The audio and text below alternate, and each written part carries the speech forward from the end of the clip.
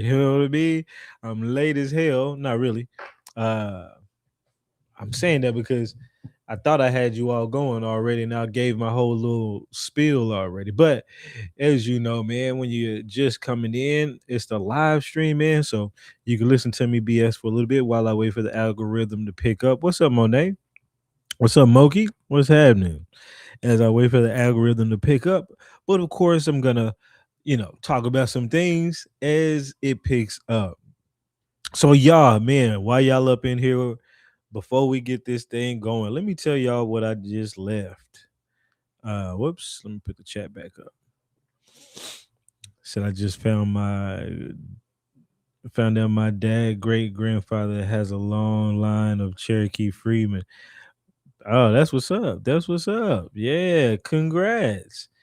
Um, yeah, they're gonna mark them down as freedmen, but we know that they was the real folks. And I was just literally talking to my mom about that.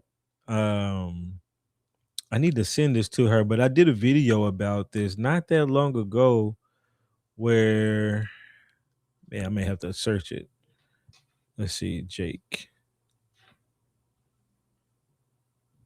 Where it shows right, was he in relation to Eli Mitchell? No, sir. When did the slaves free belong to? Yeah, here we go. No, wait a minute. Not this one.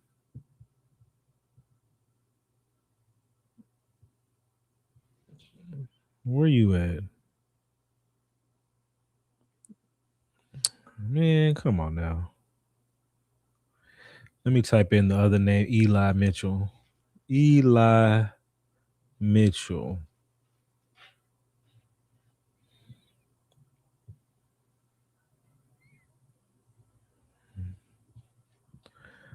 I don't know where the hell my damn real. Oh, here it is. Here it is. Right here. So let me show in the folders right here. Damn, I don't have the Dawes Rose card right there. I'll find the Dawes. I'll do this. Let me do this.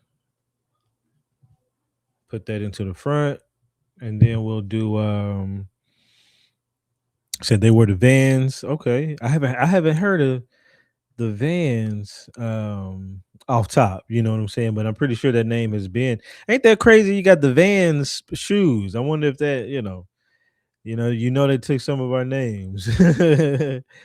uh what else was I looking for? Oh yeah, Jake Mitchell. Really?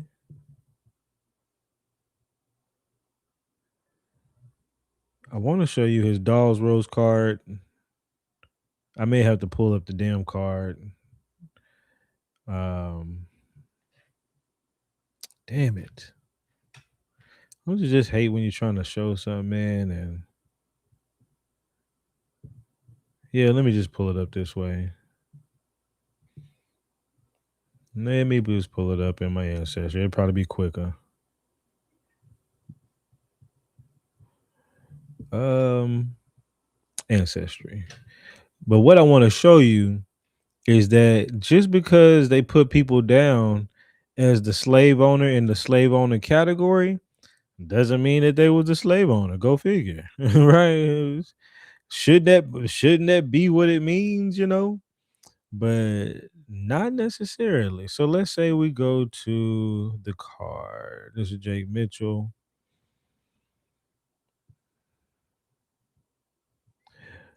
It's all pixelated. Goodness.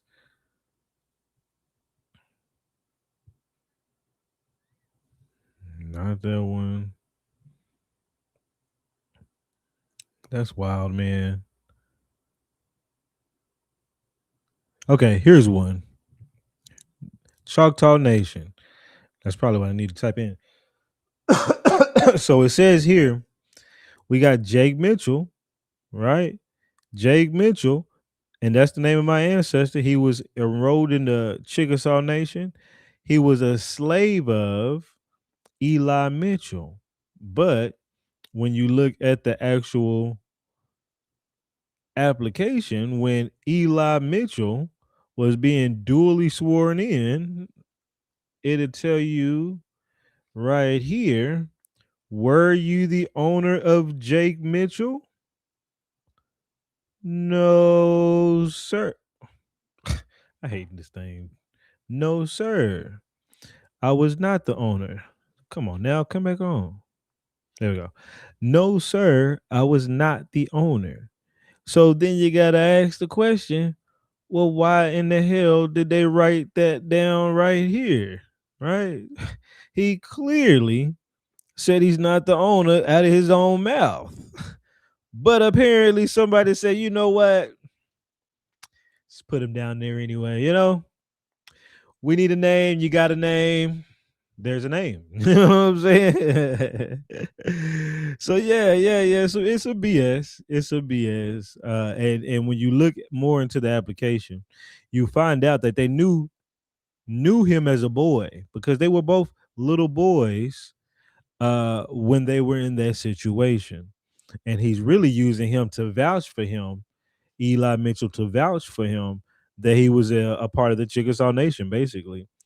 Said the same thing is on my people's document. Says my grandfather was a slave to a man with the same name. See, and look at this. And see, and yours ain't no telling what kind of lie that is. Especially if it's the exact same name. That don't even make no damn sense. You know what I'm saying? And then one thing I found later, they was like, after he said right here, after he said, were you the owner of Jake Mitchell? He said, no, sir. He says, let's see, where does it say it? Was a statement ever made to you that anyone hearing? Okay.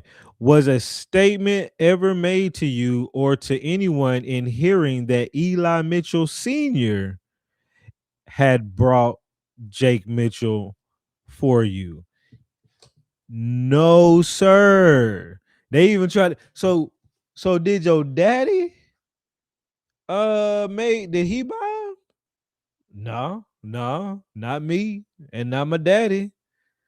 Okay. How we gonna shoehorn this in? But he says he still keeps saying, I have never, I guess that's led any claims to, I have never had any claims to him. They had him just about the time the war ended. I don't know who was free, he was freed under. I just know he was there and I didn't belong, and he didn't belong to me. Oh yeah, this is what I was looking for right here. Do you know who he belonged to? No, sir. And then it says he was with our family. So they were guardians over him. See how he worded that? He was with our family. I don't know who owned him, and my dad didn't own him.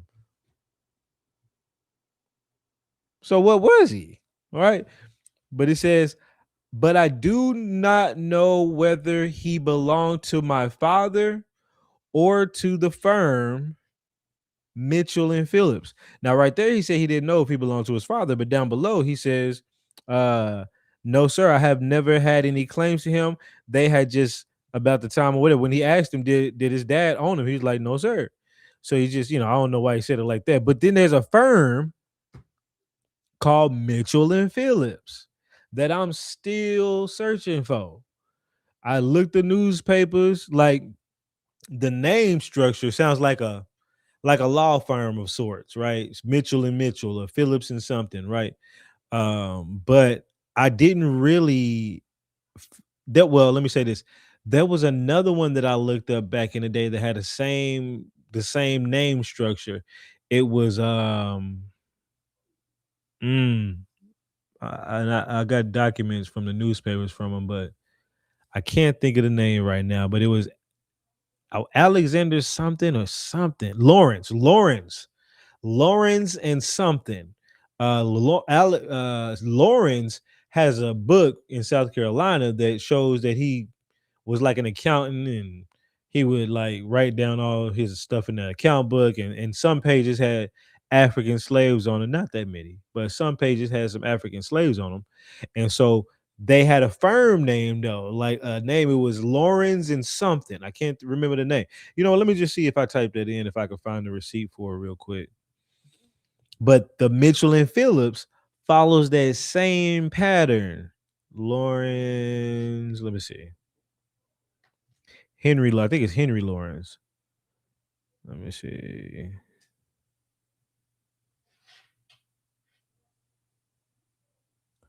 Yeah. Austin and Lawrence. Austin and Lauren. So what you would see is in the newspaper, Austin and Lawrence, who was also that accountant, and you can kind of see what they were bringing in. So I was like, okay, and you'll see it like this. Here's an article where they said they brought in some Negroes. Said just arrived from the snow, whatever, Ralph something commander after a short passage directly from the Gold Coast. Upwards of 250 prime likely young Negroes. So chiefly of the something and whatever country, chiefly of the something and something country. To be sold Wednesday, the 4th October, Austin and Lawrence. Now, the reason why I don't trust this is because I'll show you. I'll show you. The Lawrence book doesn't have that many people in it, but maybe he had multiple account books. But I mean, maybe he didn't account for some of them, because I would think if he had multiple account books, they would have had some found. But let me see if I got it saved. Henry Lawrence account book. That's his name. And this is in, I think, the Yale Library. One of these libraries. But let me show you this. So this is Henry Lawrence account book. Multiple pages. And on page, there's only a few pages that got anything to do with slaves in them, to be honest. Let me find. I can't open up the.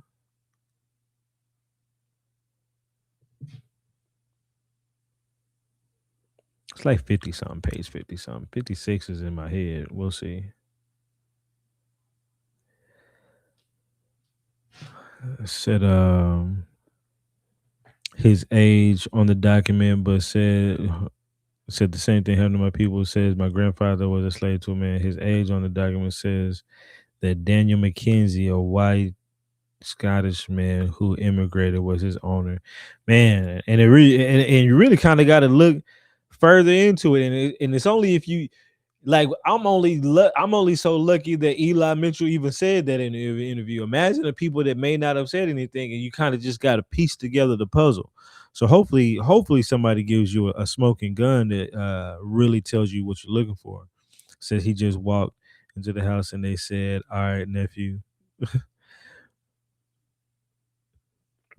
What up, DBG Fontaine? What up, Rising Truth?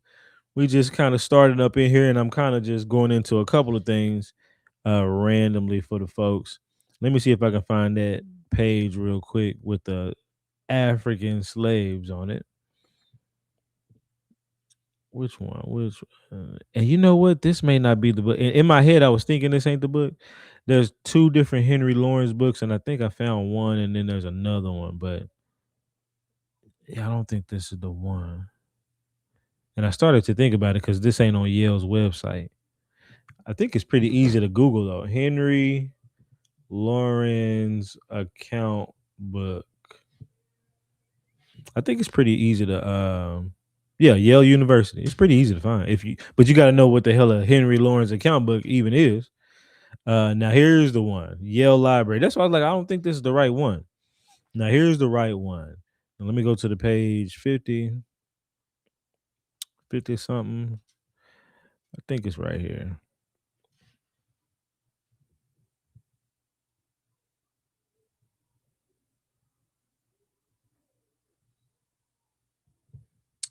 Right here, maybe. No, not that one. 50. Okay, 56. Yep. All right, let me make this bigger for y'all. How can I make this full screen? right there. All right. So it says the account.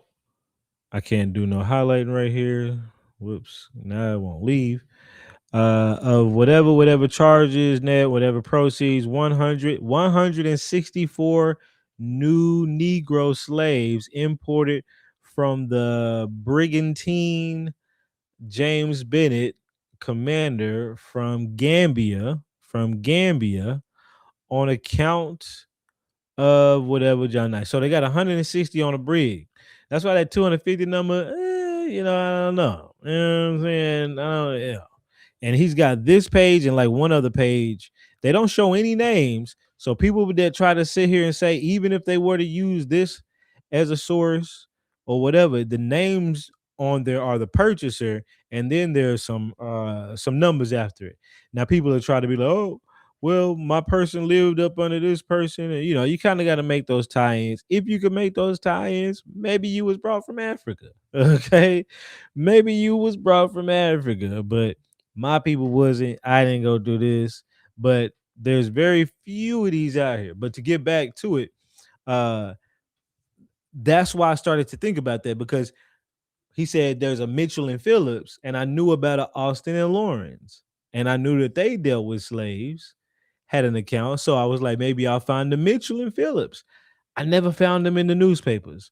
And I Google about it. I gotta go probably check a couple more other places, but like I'm not really sure exactly who this Mitchell and Phillips was, but there were certain types of firms, but whoever it was, they didn't sell my uncle, I'm sorry, my great grandfather to the Mitchells family, which they got the name Mitchell too, so it's Mitchell and Phillips, whatever. But he said they didn't sell him, and he didn't belong to them, but he was around their family. He was in so, and he also took on the name Mitchell, the last name Mitchell. His brother didn't, but that's a whole nother story. You know what I'm saying? So it's a crazy piecing of the puzzles that we got to do for our history. You know what I'm saying? Said, did all Aboriginals come from Africa? Hell no. Hell no. The only people that come from Africans is white folks and Africans. Ain't nobody come from ain't no Aboriginals. Shoot. And think about it. Even the native land map ain't got that many on there. They said Mitchell's your dad's name. That's what's up, Cash. I mean, I like Mitchell is a very prominent name, to be honest with you. Mitchell is definitely a very prominent name out there. So it's one of those things where I'm still trying to boil down the history on that name. But now we're gonna get to what we really talking about today. The real stuff we talking about today. I just thought this was funny. I see, because people would be like, that guy right there is brown. You know what I'm saying? And no, he has a little tan, and it's the light. And when you stand the white tee man next to a super pale white tee man, you may feel like you see a little something, but he ain't brown. They damn sure ain't brown. Anyway, that ain't got nothing to do with today. So the story today is gonna be about Euchee Billy, because I've been talking about Euchee Billy. I've been finding newspaper articles about him, and I'm gonna kind of give y'all a back end story about Euchee Billy and the story about him. But I I'm gonna give y'all a slight back. I don't want to dwell on it too long, but then I want to show y'all the letter that I found. And some of y'all, probably went on my live stream last night, and I kind of went through a little bit of this, but we're gonna go through it fully. Now, I have found things like this: Indian skeletons unearthed in 1891. And who did they find? They found Euchee Billy right there. Okay. Now, I didn't know Euchee Billy existed until I just started looking up the Euchees in the newspapers. I was like, well, you know what? Let me see what I can find on the Euchee spelled the original way. Euchee instead of Yuchi. Now, in doing that, that's when I started to find, as soon as I'm pulling up here for you, that's when I started to find a number of articles mentioning a guy named Euchee Billy. And people like me, I'm a instantly start screenshotting. And the reason why it was interesting to me is because of course I'm doing the Geechee dot. And when I looked in the newspapers a year ago or so, Geechees, I remember, had the same structure. They would call themselves Geechee Bill, Geechee. That's funny though, Geechee Bill, like Euchee Billy, but Geechee Bill, Geechee Charlie. Let's see another one here. Might be going this way. Let's see. Little Geechee is what he wanted. This dude called himself, who was a colored person. Charlie Bryant, colored, better known as Little Geechee. So think about this. The reason why they want to erase the Yuchis is because there are people who are colored who can tie themselves back to Yuchis. But then they start calling them Geechees.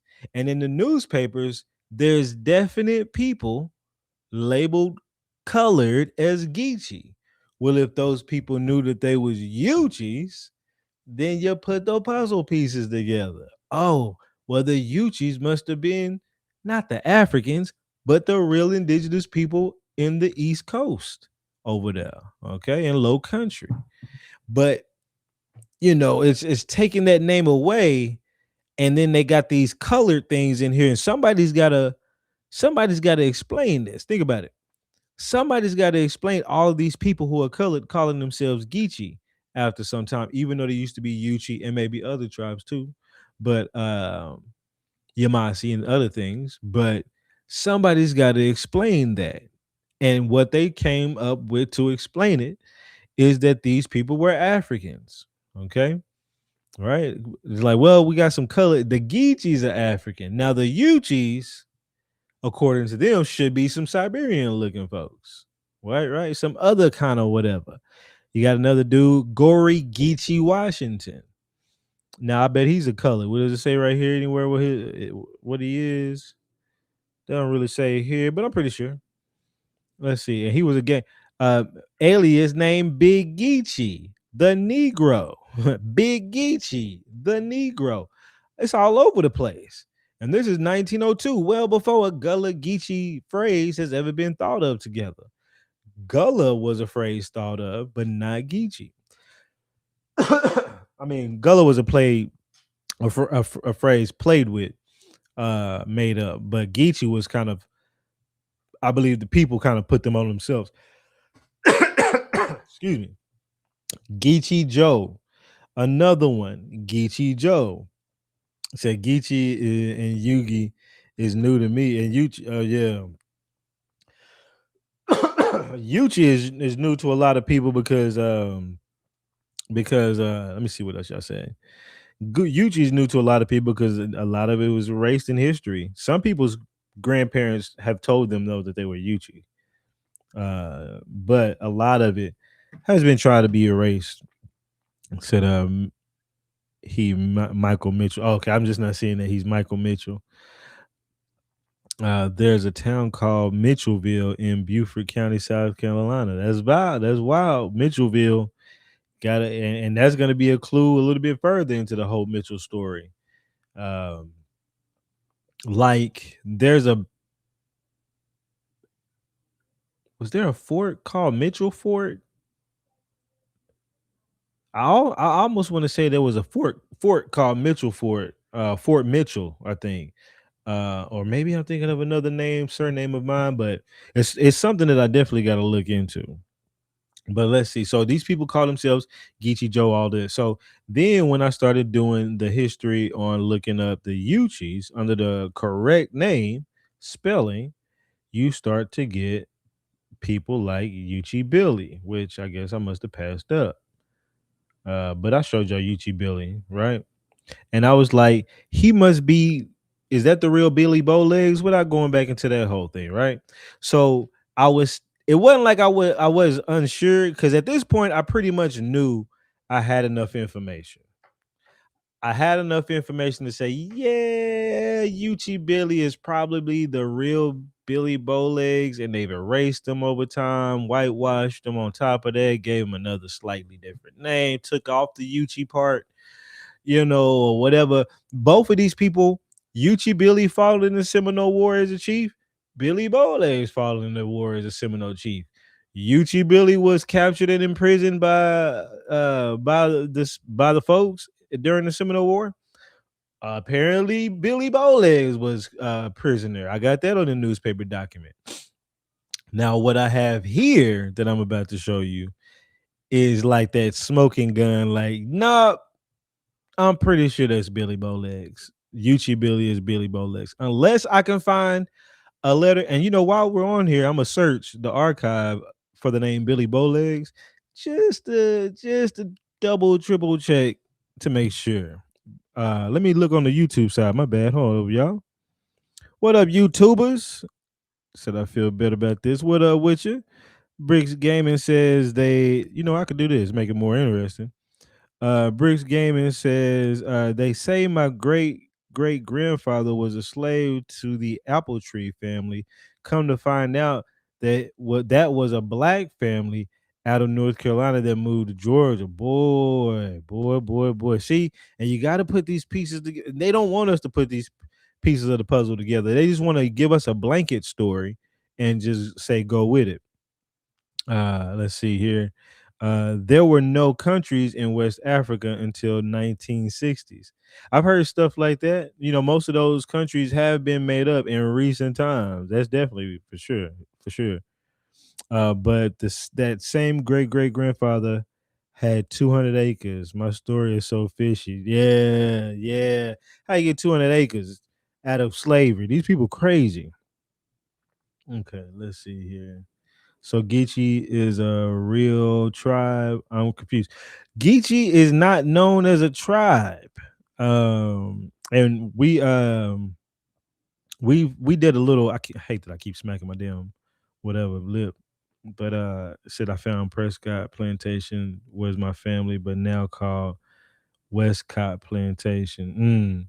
See, that's wild. See, they trying to reconstruct or change some history so you don't put the puzzle pieces together. But you said Geechee is a real tribe. So Geechee is not recognized on the federal recognized list of tribes. They're not listed on the state. They're not even listed as a self-organized group because technically they're Africans.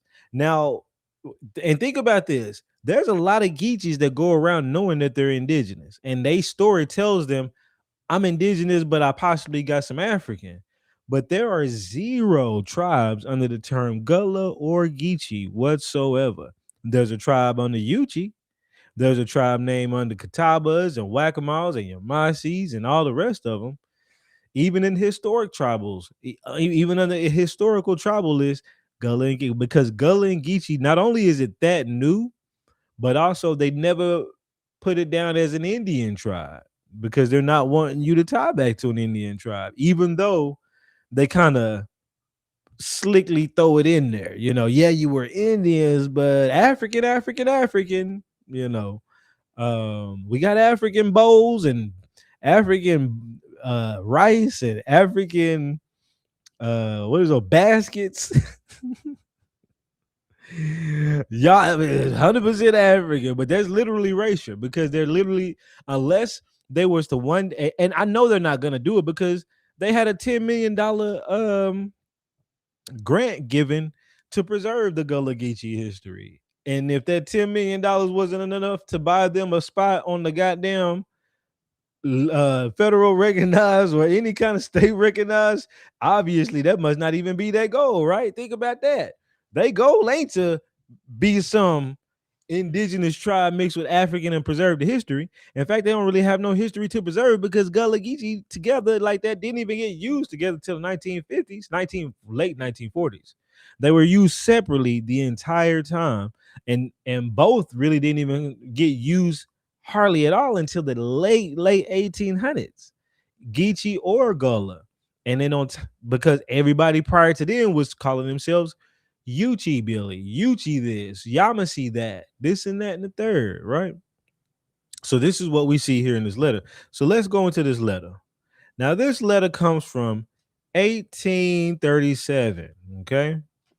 Keep that in mind. And we're in St. Augustine. It's St. Augustine. That's Florida. Geechee area, somewhat. They're more north of that. But it says general whatever devises or no desires that the accompanying communication to Major General Jessup.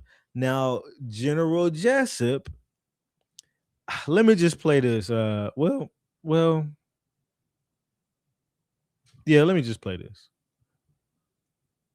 I can send it over there.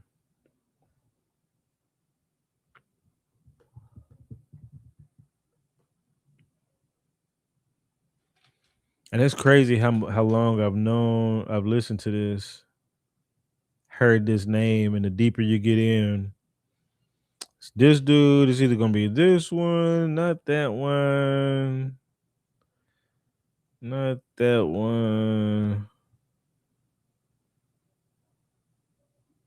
It's probably this one. Let me send this one over.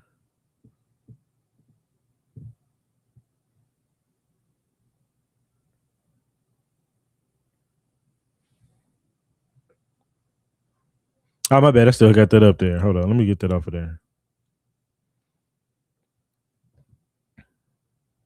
All right. What up, Aquila? All right, we got that over there. Let's do this. Local video.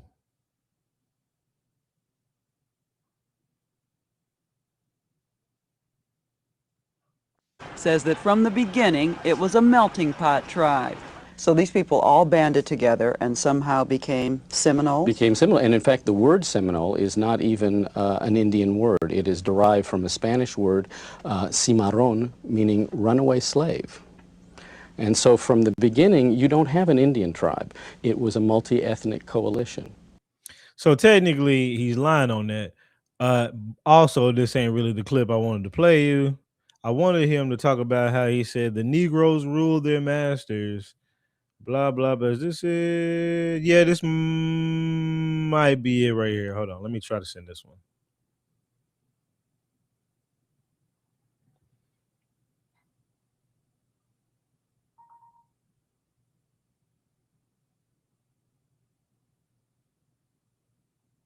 Okay, let's try this one.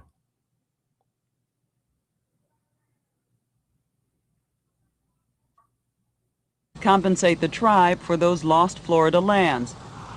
But the black Seminoles can't share in it because the government and the tribe say they were slaves of the red Seminoles back then, and as slaves could not have owned land. Joe Opala, who has worked to preserve their legacy, says that's wrong. The black Seminoles fought side by side, died, bled for those lands in Florida. They've been together. They've been good brothers and good neighbors for 3 centuries. It makes no sense now to say they're not Indians. Our ancestors were some of the most fiercest fighters during the war. During the Indian Wars? Yes, due to the fact that they knew if they were recaptured, they were going into slavery, back into slavery. Bud Crockett and his sister Polly Gentry traced their Seminole roots back to their great-grandmother Dora Davis, who came to Oklahoma on the Trail of Tears. So let's They've been together. They've been good brothers and good neighbors. He still didn't say what I wanted him to say, which is about Major General Jessup and how he says they ruled the Negroes. The Negroes ruled the Indians. It's not that one. Damn it.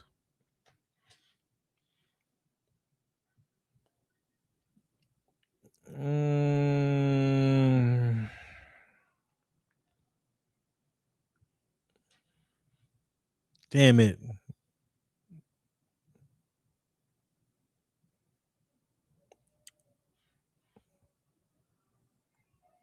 Man. I think, yeah, here it is. Here it is. I'm like, man, it's one of these, dude. Quit playing with me. Quit playing with me. Now, this dude, when I first watched this video, I thought it was eye-opening about the black Seminoles, and he makes you feel that way. That's a sinister type of propaganda. where he feels like he's really feeding you really good factual information, and it almost feels like he's uncovering that there were some black Indians that they don't talk about yet. The underhanded trick is they Africans in his mind mixed in, right? It's always this don't really tell them what it is that they're African, but they're African kind of shit. Sorry. I had to think about that. All right. So let's look at this one. Let's look at this one.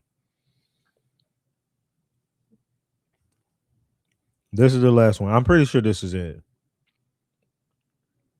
Local video. There we go. Documents their close relationship. Blacks became chiefs, signed treaties. People who were black became chiefs and signed treaties. Who allows Africans to do that? You know, it just, the story is just so convoluted, but let's keep going. And served on the tribal council. They intermarried. They were equals, Opala says, and the Indians depended on them as warriors and interpreters.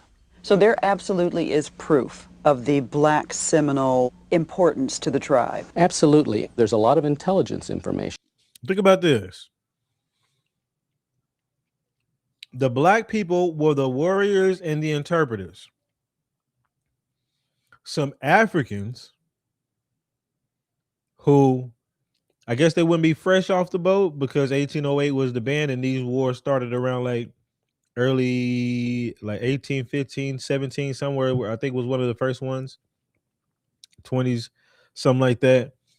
But these people wouldn't be too far removed from something African, but here they are with no African language, no African dialect, but they got English and they knew whatever Seminole language was, because Seminole is not really a language, because Seminole is not a tribe. So what the hell were they speaking, right? He don't really tell you. Of course, you have to dig, and then you can find out what tribes they were really from, and they were either speaking Cheaty or Muskogee or whatever. You know, so, but you kind of got to dig, but let's keep going. That passes back to Washington. For instance, General Jessup, the commanding. There was that General Jessup. General Jessup. Now, who's General Jessup? Well, that also is the guy that we got in this here letter, handwritten from 1837. Well, let's let him keep going. Oh, what up, C3? You said he cheated. There you go. What up, C3? Said even though they never mentioned African back then. Exactly. They still don't talk about it. That's that. Well, not still, but I'm talking about they still didn't talk about it for the longest time until people like him and other folks started getting up in there, and he's got to be getting some of that early Gullah Geechee money. You know what I'm saying? Because he was in one of them Gullah Geechee documentaries. In fact, they went to Africa. Him and this other dude say, think about this. This dude's at the head of not only erasing the Gullah Geechee or erasing the Yuchis via the Gullahs and the Geechees, but he's also at the head of this Seminole shit, which is also some Yuchis. You mean to tell me, come on, think about this. Not one time have I heard him say anything about the Yuchis or the Yamasis or the whoever's in the area. Not one time. You mean to tell me you've done all this history and studying and all you know is a goddamn Seminole? Because he studied the Gullah Geechee, but he never talked about the tribes that was there prior. He never said the names.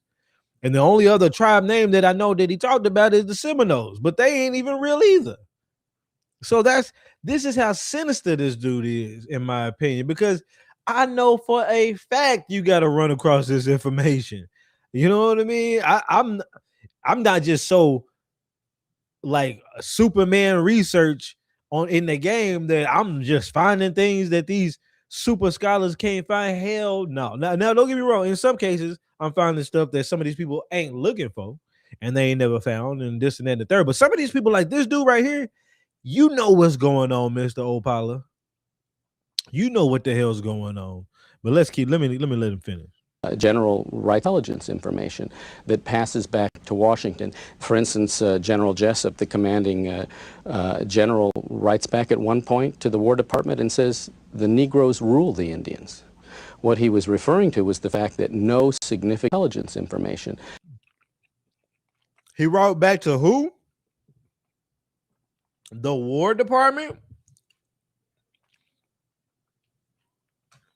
I don't think the War Department is listed on this, but y'all know the War Department is the one I've been showing y'all the this document. Hold on, let me show you.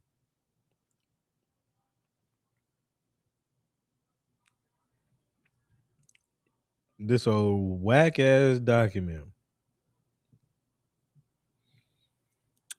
The War Department, the Negro, stand by the War Department. But we also know the War Department is the BIA of today. We do know that. I got something for that. This is kind of off topic, but otherwise I'd have the document just sitting here ready. But let's keep going. That passes back to Washington. For instance, General Jessup, the commanding general, writes back at one point to the War Department and says, the Negroes rule the Indians.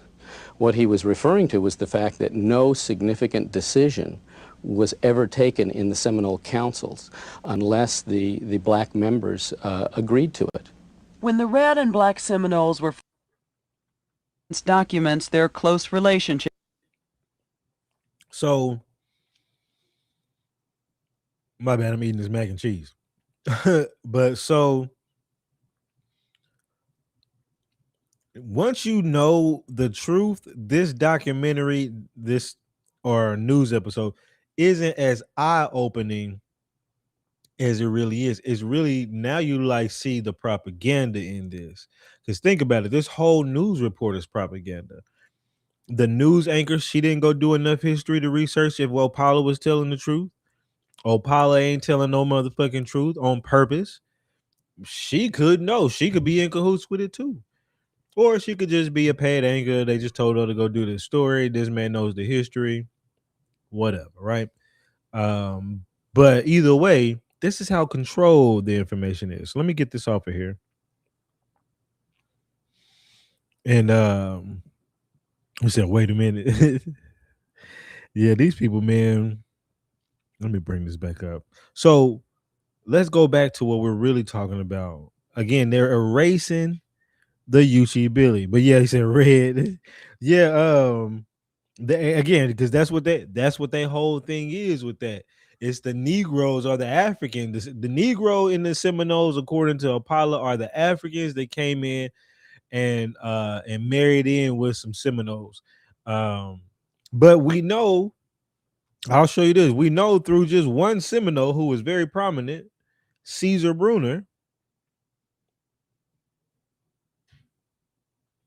Just found out that Bruner means brown. How many people know Bruner means brown? Somebody who just put me up on that. One of my followers just put me up on that.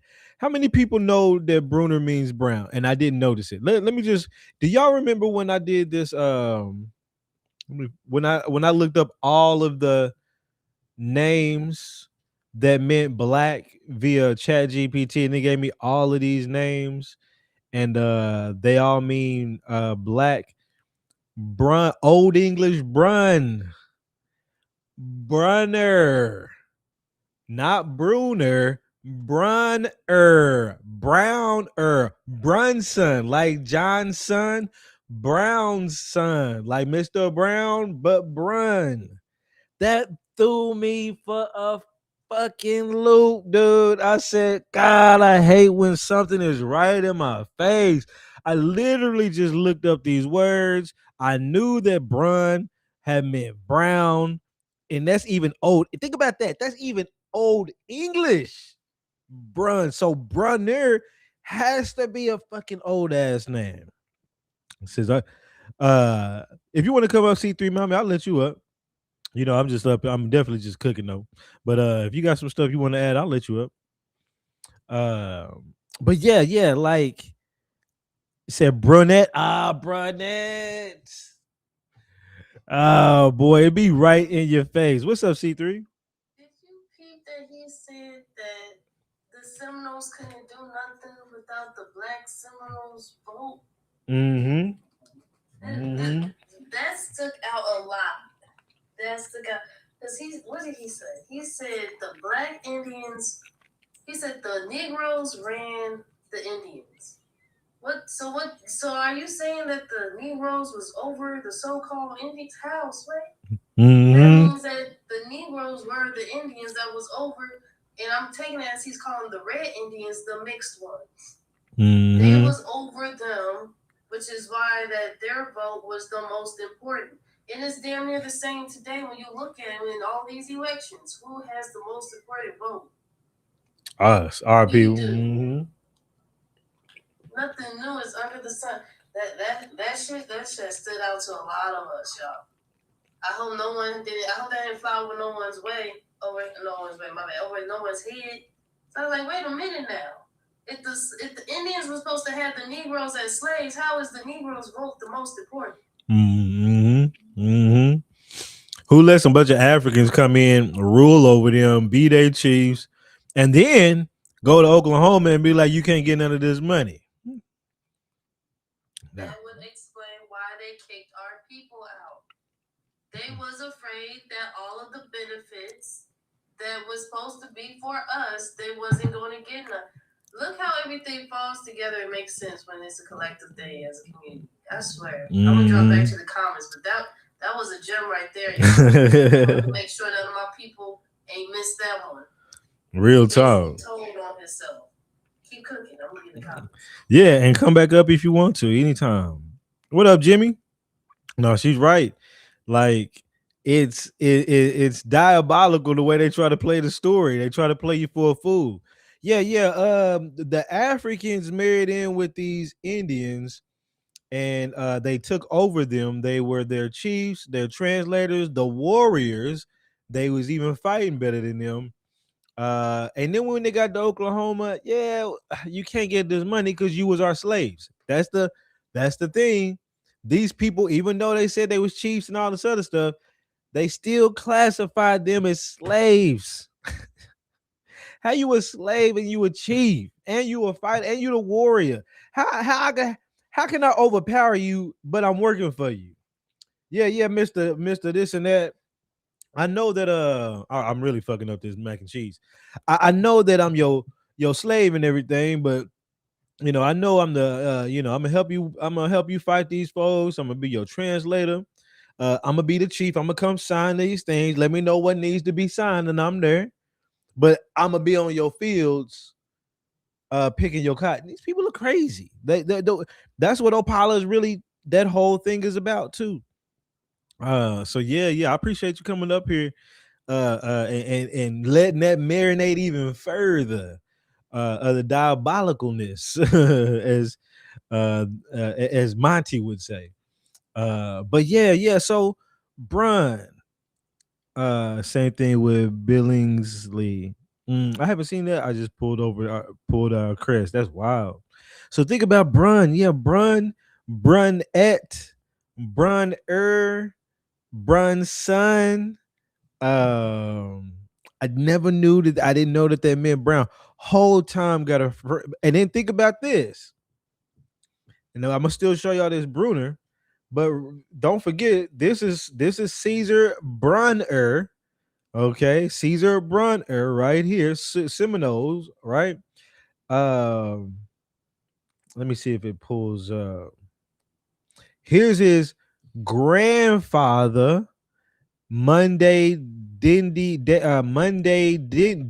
last name Dindy, not Brunner. But this was his wife. Her last name is Manuel. Oh yeah, Elizabeth Manuel. So this is your red Seminole, if there is any. And I can show you how these people were still around. Actually, hold on. So not only did some of we were marrying some of the Spaniards that were there. Where they just run away out of nowhere. No, this red man is now the Spaniard who had been there for a long time, fighting back and forth with the damn English and British and them and the French. But they ain't go nowhere. They just became Seminoles, and taking spots. But what else was I gonna show? I was gonna show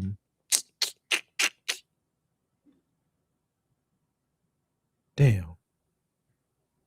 Oh yeah.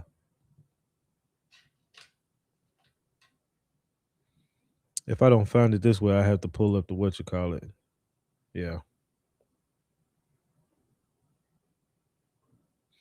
Don't forget, there's the 1957 Indian yearbook with people who look like straight Filipinos with no mix, okay? And when you come down in here, you will find Maggie Lee Brunner. What kind of Brunner does this look like? She's definitely not brown. I can't believe I this whole time I never knew. Brunner was Brunner, Bruno. Let's go crazy. That's still tripping me out. But these people were stealing our names. Unless you don't come over here, somehow mix, or I guess maybe what happened was one of them black Spaniard mixes maybe mixed with a few Asians, maybe down the line. And then eventually you get this right here. So you got a black person, so-called black. You got a Spaniard, and you got an Asian that's been mixed out back in the no. These people were taking our names, and now that I know Brunner is really Browner, like dude, for real, these people got to stop playing with us. Stop. Last name Brown. Now we know people with the last name Brown should be Brown, but because at this point, Brun and Brown is the same exact fucking word, right? Just a little bit different. In fact, Brun is older. So, yeah, none of these folks, period, should be the. You said bring that back up. Please bring that last one back up. What's up, Gia? Talking about what last? I'm trying to think of what last. You're not talking about this. I'm trying to think of what you're talking about. What did I have up before this? What did I have up before this? I think I had the Caesar Bruner shit. I think it was one of these on the Brun. Whoops, let me get up out of here.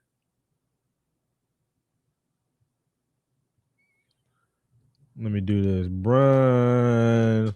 So I know that I had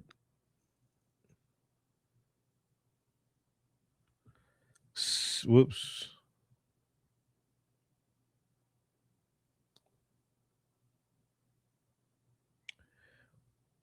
This up. I don't think you're talking about this. This was quite a bit ago. Or are you talking about the picture of Monday Dindy Bruner and his wife Elizabeth Manuel, or not Bruner, but Monday Dindy? Or were you talking about the last names with Brun in them, which was stuff like this? These last names. You might have been talking about the last name because I had that up when C3 Mommy was up. Hopefully you got one of them. If I did that, but said please appreciate the tabs. What up, Tabitha? I see you down there. Said brulee as well. I haven't heard of brulee. It sounds like boule almost, or creme brulee or some shit like that. That's what I think when I first read that. Let me look over here. Cimarrones doesn't mean runaway slave. It meant wild one who lives outside of colonial authority, free. Now that's real. When you look up Cimarron in the oldest dictionaries, I did videos on the back in the day. Yeah, it didn't mean slave. It said wild one, or it said wild one usually applied to men or beasts. That was like the whole theme. Every time it would say wild usually applied to men or beasts.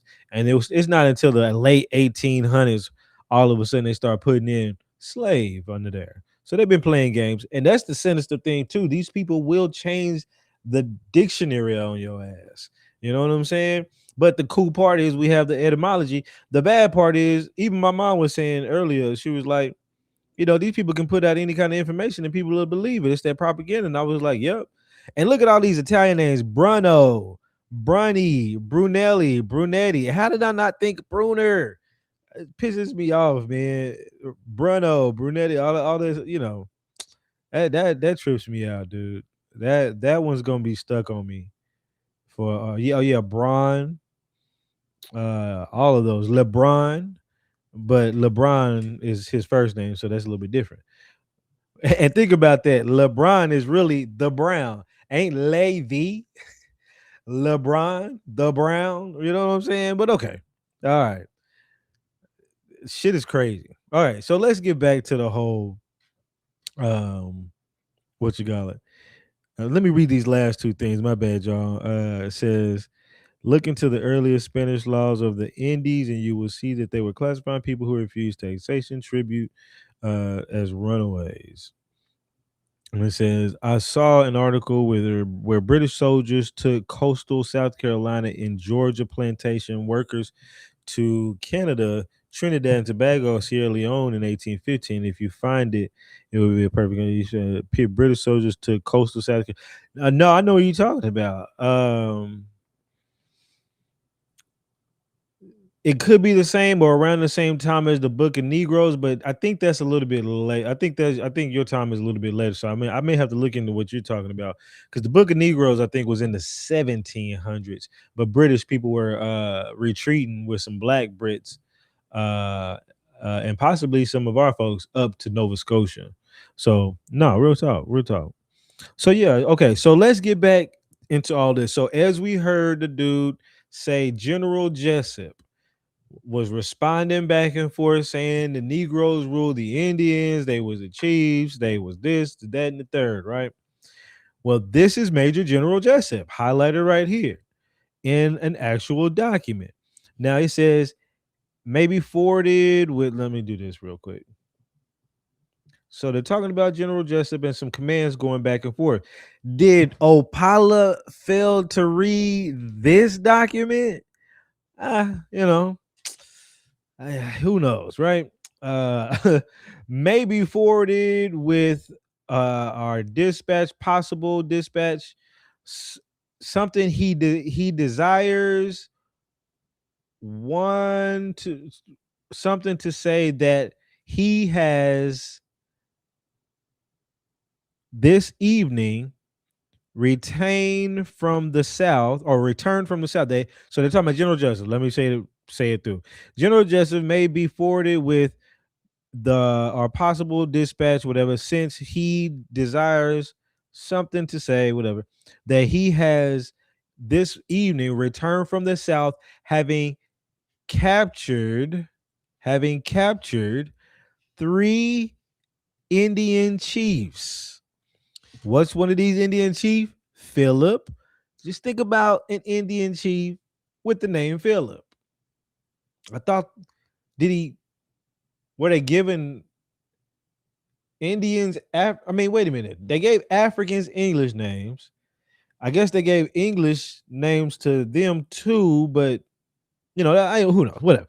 But not all of them, because not everybody, right? But anyways, Phillips and 11 of his tribe members, men, women, and children. So that's one of the chiefs that he captured, and the chiefs Euchee Billy and Yuchi Jack, and 18 men, women, and children with him, and 12 ponies. The general has something from the prisoners. Has what? Something from the prisoners that the Indians do not mean to remain, but are now planning for operations. He therefore deems it important that the information should be communicated to you. The general announces to you with extreme regret, I think, the health of somebody McNeil or McMill, something McNeil, of the something who was unalived at the dread of the whatever. So somebody was unalive, whatever, whatever. But what we have here are two prominent people, Euchee Billy, who has been captured, and Yuchi Jack, who has been captured. Now that's important because Yuchi Billy was possibly Billy Bowlegs, but also Yuchi Jack. I can show y'all. I can show y'all newspaper clippings of a Gullah Jack that they came up with a character. And I show people this. Let me show y'all that. So these people's names get used and played with. Let's show you that real quick. Gullah Jack.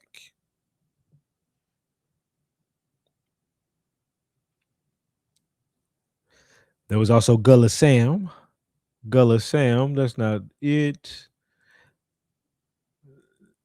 That's probably Daddy Jack Astonis Gullah. Where you at? Where you at, Gullah Jack? Ugh, that dude. Gullah Jack, right there. Gullah Jack was considered invincible. Let me let you see that. Gullah Jack was considered invincible. He could not be hurt nor killed by any means whatsoever, but a blow from him would do instant execution. At one of these meetings, they had a fowl dressed up and put on the table, blah, blah, blah, blah, blah. Gullah Jack. But again, the naming structure is there. Remember, Geechee Charlie, Geechee Billy, Geechee this, whatever, whatever, right? Yuchi Charlie, Yuchi Billy, Yuchi this, Yuchi that, right? Yuchi Jack. Now we have Gullah Jack. You think they don't know that a Yuchi Jack existed and used his name just like they used my family's name? After he was unalive, Reverend Abraham Wimble was unalive by the KKKs in 1871. All of a sudden, they utilizing his name in the Federal Writers Project for the slave narratives. And it's a wild narrative, a stupid ass narrative. But these people will fuck with us. Now, not everybody knows who the hell Gullah Jack was, but whoever wrote this knew that a Yuchi Jack must have existed. And I'm just now finding out after I'm finding this damn letter. I didn't know a Yuchi Jack is a Yuchi. I knew Euchee Billy did because I've been finding that, but I didn't know a Yuchi Jack existed. And that's what trips me out. That's what right there. That's what trips me out. So now let's look at even more proof of Euchee Billy, because that's the part of the subject. Right there. Name of father on a Creek Nation Dawes Rose card, Euchee Billy. So obviously he was definitely here and his descendants are still with us. I wish I can find one of his descendants on this damn app. But yeah, could they be Billy Bowleg's descendants? And they don't know. Possibly, possibly not. Because there should be people with Billy Bowlegs on their card. Let's look. Because I do know a Bowlegs is on a card. In fact, let me show you on mine, in my own people, which is odd, which is really odd. Watch this. But it's not Billy though. Josie Brunner Scott. These last names, boy. Huh. Oh, it ain't gonna be under her. It's gonna be likely under him. No, where is their Dawes Rose card? Maybe it's gonna be on Mary's.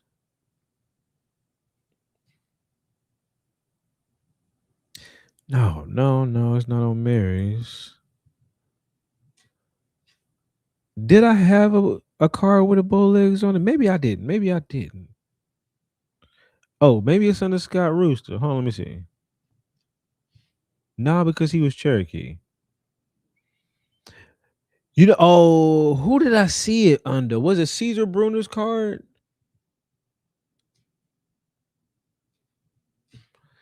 I don't think so.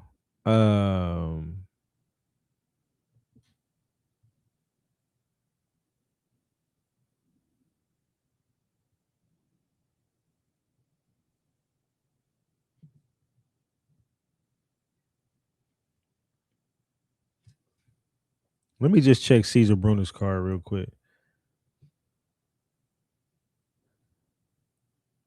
Nah, I've seen a bow legs. I can't remember whose card I seen a bow legs on.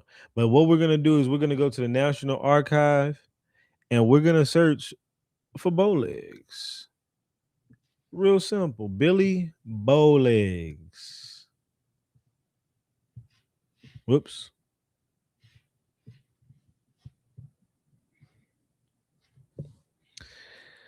Dawes Rose Jacket, Billy Island, Indian School. Something should have popped up pretty easy. Name Billy Bowlegs, Enrollment Seminole Census Card. Okay, let's take a look at that. Billy Robert. So we got some Seminole enrollment cards. Let's take a look at that. Eliza Bowleg. We're just gonna take a look at a few. So he's listed as under people's descendants cards. Let's see. Well, no, he's listed as a people's slave. But notice this: Cyrus Bowlegs, who was a slave of Billy Bowlegs, which that doesn't make sense, right? Let's see who else.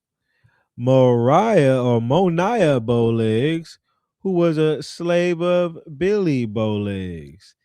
Did Billy Bowlegs, the chief, who was a prominent warrior, go around enslaving his folks? I don't know. Or enslaving other folks and giving his name away? Yeah, I'm gonna give all my names the Bowlegs name because that's what I do. Eliza Bowlegs as a slave owner of these folks who don't have the last name Bowlegs. So it's one of those things I want to go looking even further into the Bowlegs, but what I'm not seeing right now, let me see. Let me go back. Let me do this. I want to search during the time. It's 531 results during the time of those Seminole Wars to see if there's any letters back and forth about him and General Jessup. That's how I found that letter.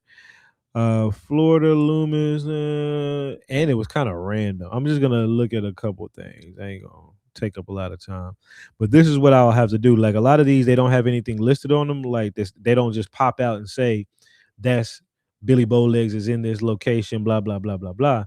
But like where I found that letter, it literally is like I don't even know why I clicked it. To be honest, so sometimes you never know what you're gonna find. So I'm just gonna click on a couple of things just to see if I see any references to Billy Bowlegs, what they might be talking about, if anything, and whatever. Okay, we're gonna go with that. That's somewhat during the time of the Seminole Wars and stuff like that.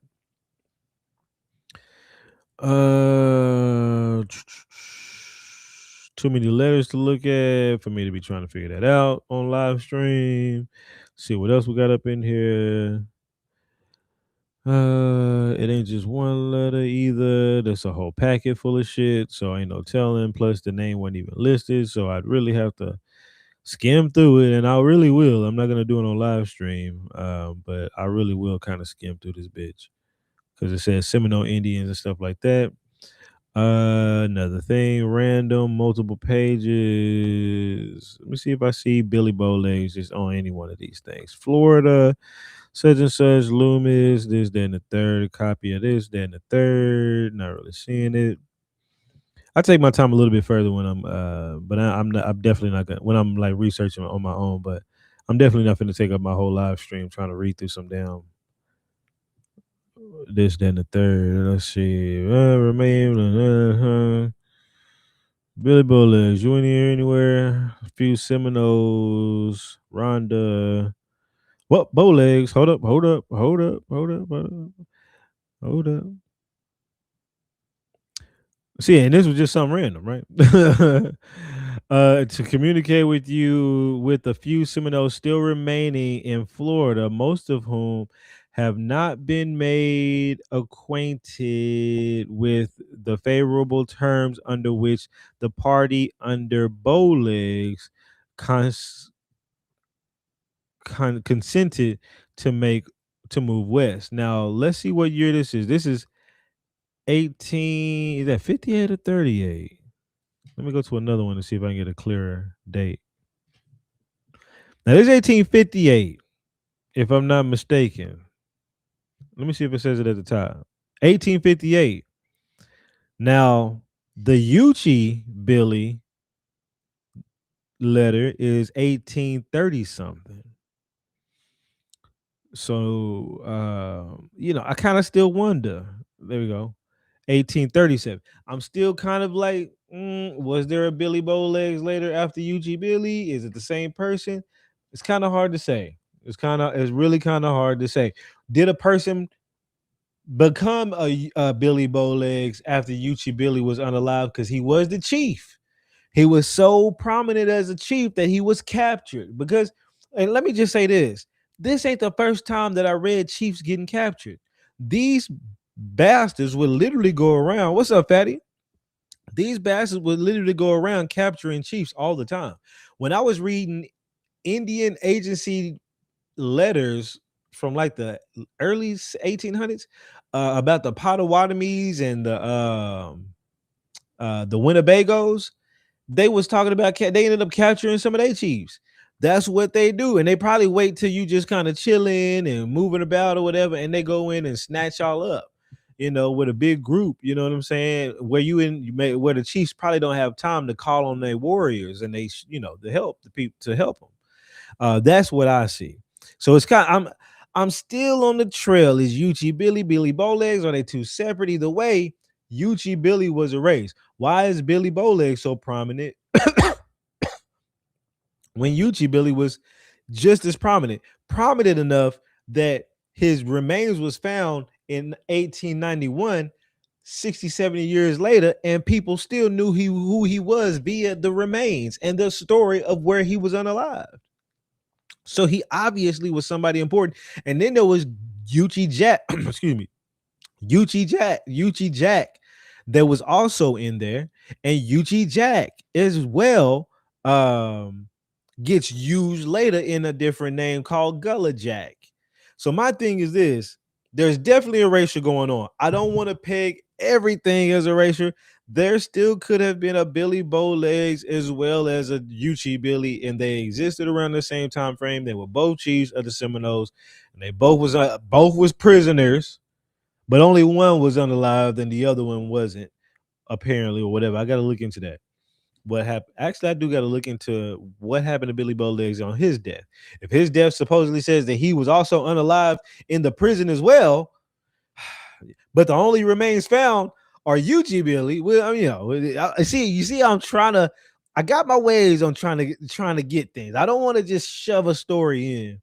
I want to validate it through sources, but of course, when people are lying, you're not gonna always find sources for the lies. It ain't like people. You know how many people I've called out for their lies and they've never said, you know what, Sam? You right, man. I was lying, man. Shit. That never happens. They keep lying. You know what I'm saying? And they be like, well, it's your word against me. I guess we just gonna have to agree to disagree. No, nigga, agree that you lied. That's what I be feeling like, right? But we know that they exist. They both somehow exist because both of them are being used in the Dawes roles. But one is being used as the name of a father. The other one, I'm realizing now, is being used as the name of a slave owner.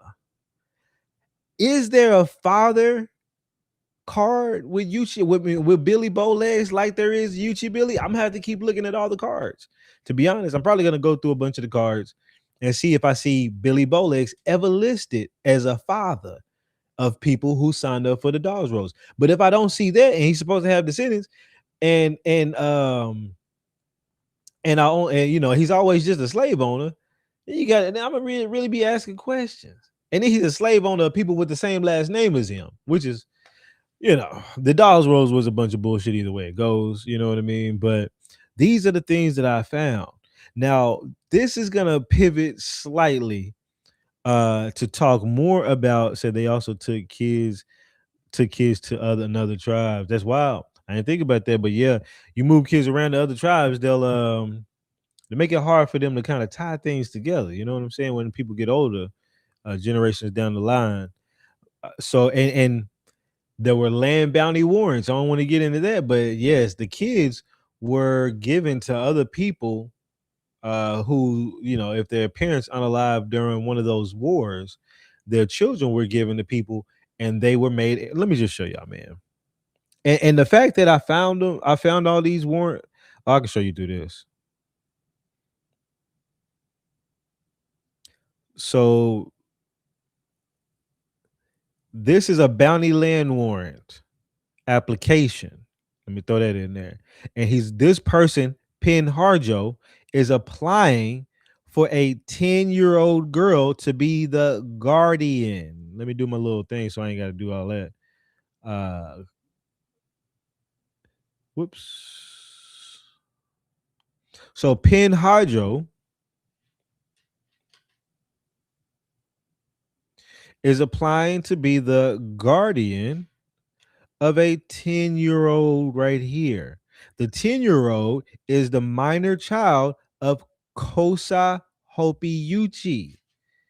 Yuchi. Okay? Kosa Hopi Yuchi. Kosa or Kusa means strong and black and Shanta. But that's a whole nother story. But he was unalive during this war. And luckily, a Hajo, who would be an Indian, likely a Creek, which is either Shawnee or Yuchi, likely a Yuchi. He became the guardian of the child. Now, why? Now, I mean, it should just be that, right? You get the guardianship, 10-year-old girl, somebody needs to take care of this person, right? But when you look further down, it says this declaration is made for the purpose of obtaining the bounty land to which the minor hold on, let me do that. To which the minor children above mentioned may be entitled under the act granting bounty lands to certain officers and soldiers who have been engaged in military service of the United States passed in 1859. Think about this. What up, TB? Come on up, man, if you want to cook something up. Said, oh, my boy, I got some information on this topic so deep it's crazy. Yeah, I've been meaning to cook up with you on this one, man. So if you got time, you want to, man, feel free to hit that button, man. Because, yeah, just think about this, y'all.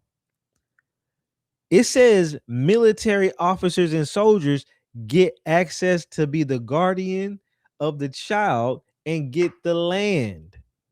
Now, luckily, the Harjo is a Yuchi or a Yamasi or whatever, Shawnee, whatever, and he got access to this person who's a 10-year-old Yuchi. But also, not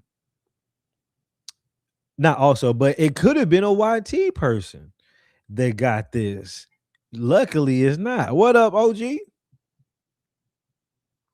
what's y'all with? I'm finna get right to you. Hold on. Yeah, take your time, man. I'm gonna keep cooking. Just let me know. So yeah, just think about this, y'all. It says, and their guardian further declared. Let me finish reading it. And their said guardian further declares that neither the said children nor the father have ever received bounty land under any other Congress act of Congress heretofore passed. So yeah. Go ahead, boss. Bro, you know where these settlements happen at? No, where's it? I'm thinking about it down there in the south or in St. Augustine area. On the Oconee War area, like, cause you know the Revolutionary War happened in the Oconee Creek area, right? No, I didn't know that. Yeah, the Oconee Indians, the OQ, Milledgeville, Georgia, Scottsboro, back towards Augusta and Savannah. That's why all that shit happened at, bro. They call it the Central Savannah Corridor. From all of those incidents, the power plant down here was built from that. That's how they cleared the land out to build a nuclear power plant. I was sitting back, when you said something to me about it, I went to thinking, I said, bounty land wars, Columbia County got the most. You ever heard of Columbia County, Georgia, or Abilene, Georgia? That's where the Keokees are from. See, Augusta technically didn't exist. The Keokees created Augusta. See, these tribes, the Oconee and the Keokees, I haven't came across them yet, but keep going. All right. When you look up who did the Yuchi settle amongst in these bounty land wars, it's going to say Keokees. That's what I sent you in your inbox. Mm-hmm. From the Revolutionary War time all the way into the War 1812, the Yuchees had been settling and mixing amongst the Cherokee the whole time. So these Creeks, that's from this side of Georgia that I'm on, they are all the Cherokee. The different fractions of Cherokee or but actually, to be honest with you, I found that there's a bunch of names of tribes over here in East Georgia that have never been spoken of. And it's Kiokees. The Cherokee. I was trying to see if I could find them too. You probably won't. They got erased from history right along with the creation of Augusta. Damn. I would have figured I would have possibly had a map that might have listed. That's the Oconee, but that's the river is named Oconee, but that's named after the Oconee Indians. Then, yeah, that must be the okay. They from Athens to Milledgeville. Okay, and it's really close to that same area. I see what you're talking about. Yeah, going down to the Altahama, going back towards Briars Creek, the old Euchee River. All of that is one square block. Matter of fact, you can pull up your 1810 Georgia map, and everything that you're talking about the bounty land warrants is right there. Everything after 1810 is the Red Stick Creek War. And that's the war of 1812? Yep. See what I'm talking about? All your bounty land warrants is in this area. And all the way down to the Macoma area. Yeah. So I mean, it's talking about right here. So I didn't know if reached. I mean, when I be talking about South Carolina and North Carolina and Florida, it's like I always forget that piece of Georgia that's literally all throughout there. It's the corridor. See, you got the Gullah Geechee corridor and you got the Savannah River corridor. It's the same corridor, but once you go upriver, you in a different world. I ain't even gonna lie, I'm stupid. What does corridor mean? I'm about to look at the etymology. I'm like, I've heard it used a lot, but I'm like, what is corridor? I ain't even gonna lie.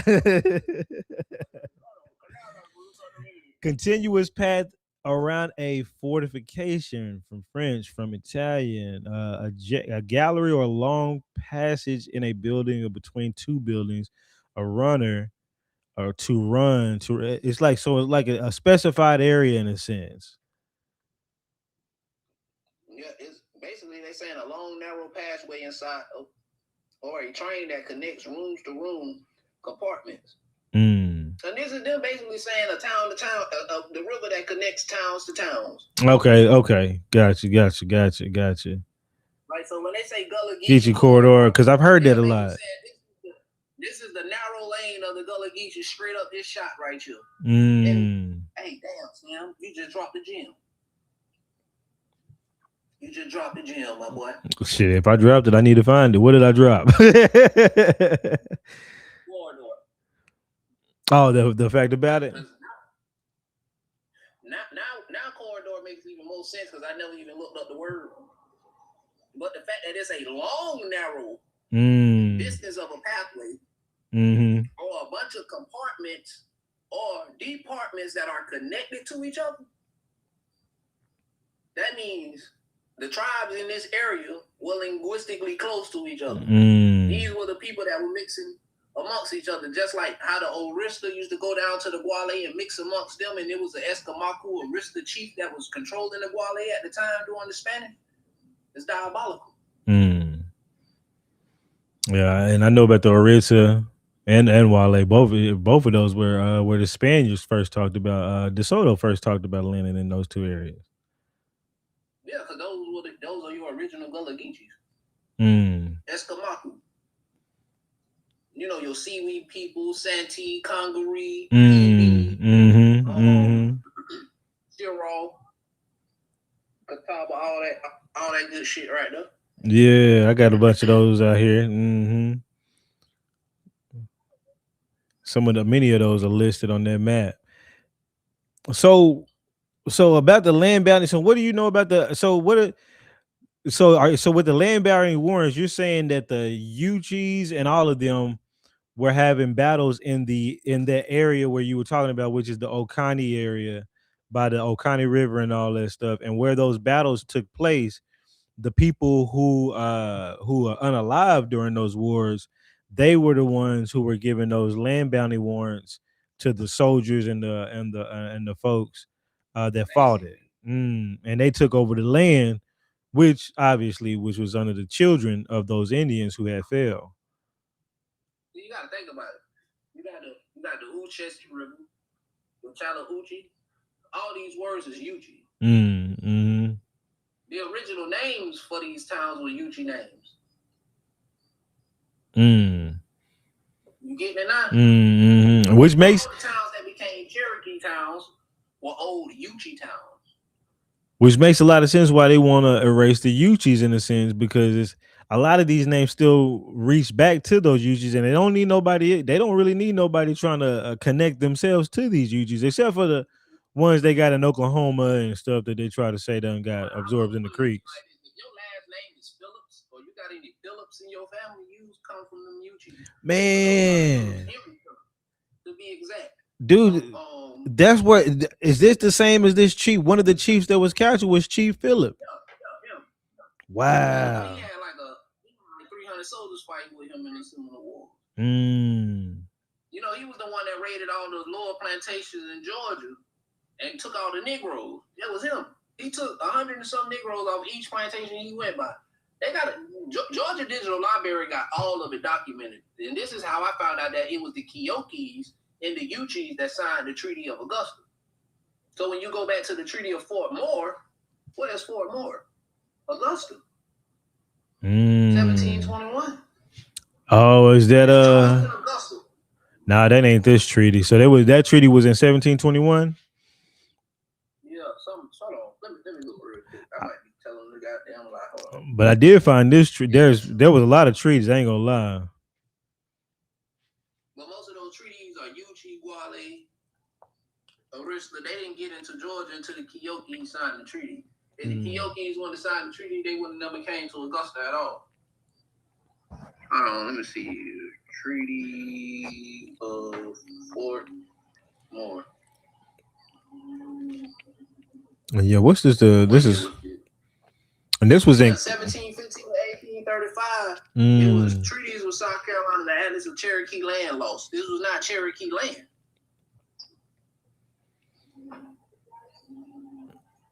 I had that Creeks treaties up too. I had a link to that shit up. Oh, here it is.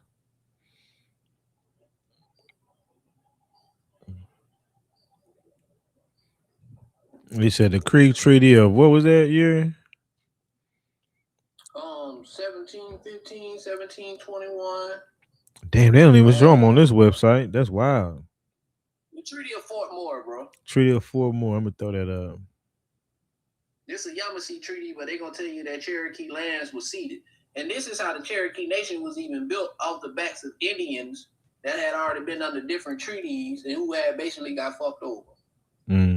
Because when you go back and read all the Creek treaties basically say that they were violating the Creek treaties because the Creeks would not stop being so violent. Like the Creeks are known as the most ferocious Indians in all of America because they would take out everybody. Like it wasn't no smack one person who was guilty. Nigga, we smacking everybody.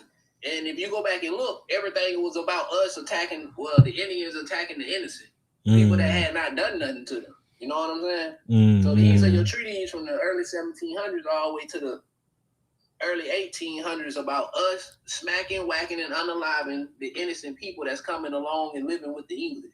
And we taking the Negroes from them. That is a continuous thing throughout the 1700s with the Creeks all the way to the 1800s.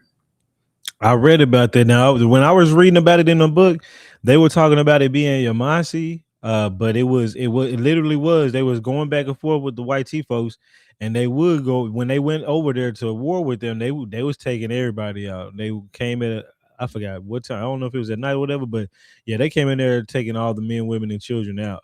And eventually some of them got away. The white tea folks got away, ran to a town up north, and then came back not only with some of those towns, but I think they came back with some Cherokees also. See, this is the thing, those Cherokees were conversos, bro. We talking about people that possibly were Chol people or Arawak. We talking about people that could have been Rika Hawkin Westo. We talking about people who could have been Shawnee or Savannah. We talking about Kiyokis, Okanis, Oqs, Ulafas, Cataweetas. We talking about what's some other motherfuckers from up there by Tennessee, the ones with the Confederate flag. They supposed to be a Chickamauga. Cherokee too. Yeah, them motherfuckers. All of these people, like you appreciate that, Candace. Much love, Candace. You get to realize, right, that in 1837, 1838, the Seminoles was paid to remove the Negroes from the land. In them same years, they had Cherokees as captives, and they're shipping these people to Arkansas, Texas, Missouri, and all these other lands. Guess who's dropping these people off, including in Louisiana? The Seminoles. That's when it get interesting, because now when we go back to taxes, we got people that's not even involved in the tribal wars. So we got a bunch of people that's here in America not involved in the tribal wars that are indigenous, and then we got the tribal wars going on amongst the tribes that ain't got shit to do with the regular people. So it's been something going on in America that had a bunch of people that were not these same people, but were on the same type of time when it came down to their children and their wives. Now, see, I can't really put it all together and piece it how I want to piece it. But if you go back and you look at the people that paid taxes, none of them fought in the wars until the government came and got them. So who were the other people fighting them? You said when you look at the people who paid taxes, none of the people who, say that one more time. The people who paid taxes only fought in the wars when the government came to get them.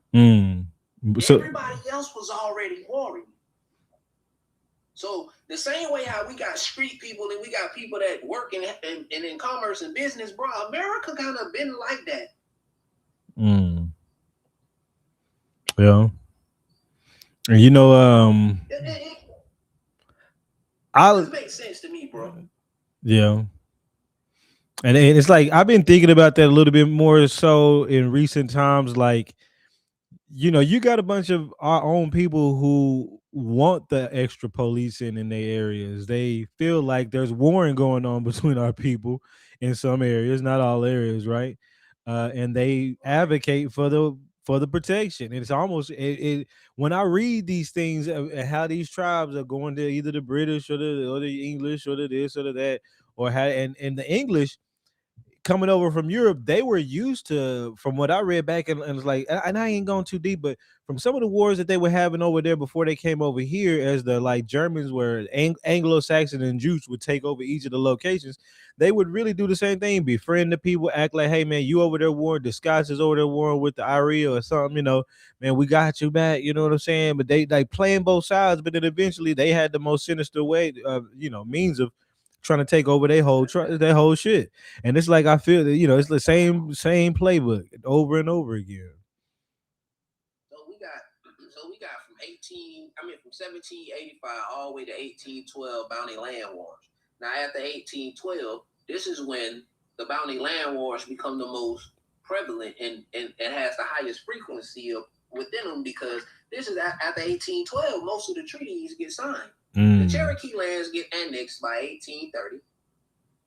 And just think about it. The Cherokees got a treaty in 1817, but yet and still all the Cherokee land is old Yuchi and Creek land. Nobody is making it make sense. So what I started doing was paying attention to how the maps start changing. Because when the maps change, that means the politics change. The Cherokee government rises in the 1700s. Not the 1600s. But the 1700s, when the Yamasee fall.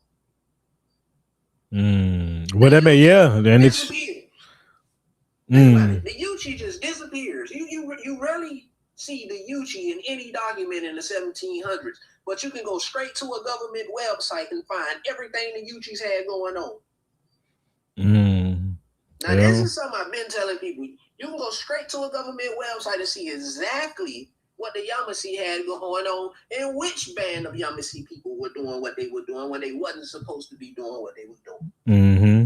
So it's funny to me how when we start talking about the seaweed, the Kofa, the Tikwe, or we talk about the real PD River people who was abducted by the Spanish in 1517 through 21 and was told to be brought back in 1526 and was never brought back home. See, that's when the story get interesting. You know what I'm saying? Because then the Gullah Geechee corridor in the Central Savannah River area becomes the topic. Let me see what year. You know what? This is around that year.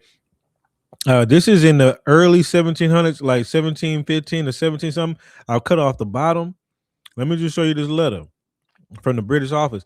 It says the Northern Indians have not since appeared against me, and we are in hopes the Cherokee will be our friends. We have the news of the two Indians formerly sent up to them. However, somebody's name, something Wiggin, and another Indian trader have undertaken with two Indians more to go to the Cherokee with design to persuade them to be design them to be persuaded for us and fall upon the Yuchis, Appalachies, and the Yamasee. Just like you were saying. This letter literally says that shit. And I mean, that was they was basically, getting new Cherokees. The Appalachian. You know, this is what basically they were calling the Tuscarora. I didn't know that. Okay. Yeah, because when I always bring up the Westo Indians or the Reclassification, I be trying to explain to people how they destroyed the Powhatan Confederacy and made all these Indians run into the swamps and down into North Carolina. That was not the English that did that. It was the Reclassification Westos that did that in the 1600s. So by the time the early 1700s came, these were the same Indians that ended up being shipped out of the South right along with the Yamasee because they were fighting each other. So who was with the English fighting the Yamasee? The Westo Indians. Who became the Cherokees? The Westo Indians. How do you think they ended up with all this Creek land, but they were from around what area? The Great Lakes. Why do you think he mentioned not being attacked by Northern Indians? Because the Westo Reclassifications were ran from the north. It's a tribe called it's something, but they got ran into Virginia right along with the Susquehanna. And the Susquehanna had already had a spot in Virginia. But the Westos was able to run down into Virginia and treat all these different tribes to fight these tribes. And then turn around and get all of them to war against the Powhatan Confederation. And this is even how Pocahontas came up missing.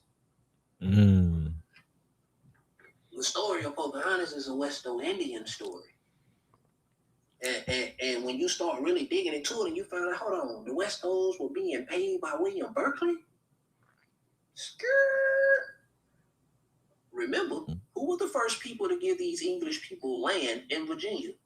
The Cheaskey or Keaskey Indians, right? I didn't know that. Who warred on them? 6,500 acres of land to John West.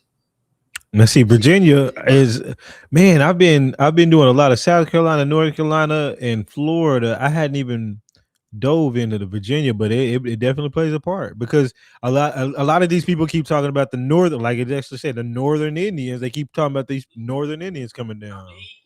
Oh, you getting it now? You getting it because the Northern Indians they attacking Virginia because they can't get past Virginia. The Savannah River is their route to get past Virginia. Back then, the Savannah River went up the Appalachian Way. See, they done cut it off. Now, see, the Savannah River used to stretch all the way into the Virginia, bro. It used to be a part of the Geechee River as well. All that done been cut off. They got old maps of this stuff, bro. And so I be sitting back like, hold on, wait a minute. If all of this was going on when that was going on, and down here, no, right? And then, so while you going through these court cases, and I'm finding out that if you called a man a mulatto, he could take you to court and sue you. Damn. Shit. I was like, what? That nigga Sam a bad motherfucker. What I just realized was Indians had choices to become under those categories and had the right to go to court and fight against those categories. So, while we talking land bounty warrants, how did niggas lose their land? Was taxes, right? Well, restart the conversation again. Oh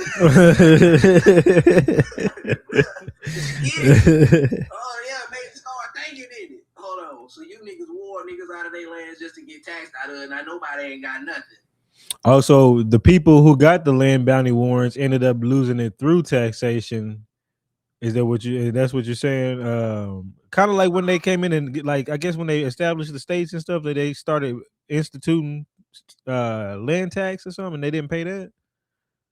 Yeah, but see, think about it. The IRS Act of 1802 states what? Capitation and what else kind of tax? Because when you go back and you look at your 1870 tax codes, everybody was paying tax immediately. Mississippi didn't get slave codes until 1865. Right along with the oh yeah, that's that 1865 slave codes. Yeah, and those were apprenticeship slave codes. They all them codes said niggas had to go to work.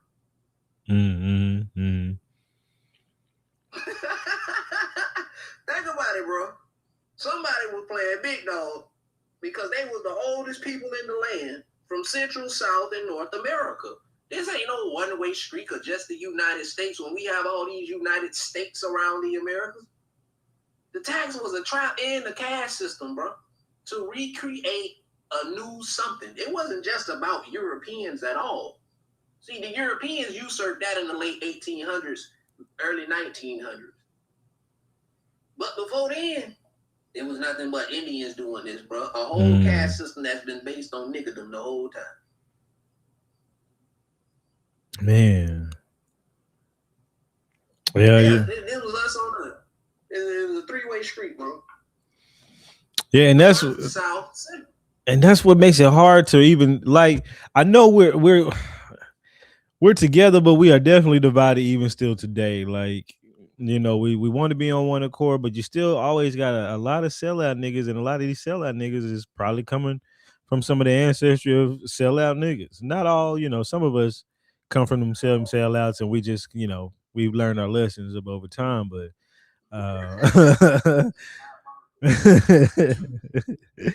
like I think, you know, I know there's some bullshit here and there, even in my tree, but you know, I don't look, you know, I look at it as, you know, we just trying to figure this out and, you know, trying to understand, but it also it plays in today's time. There's a lot of people that still want the system. They still want this shit. They'll fight to the death for it. You know, literally they'll join the army and fight to the death for it. Hey, but listen. This go to show you that when we have these conversations about indigeneity, right?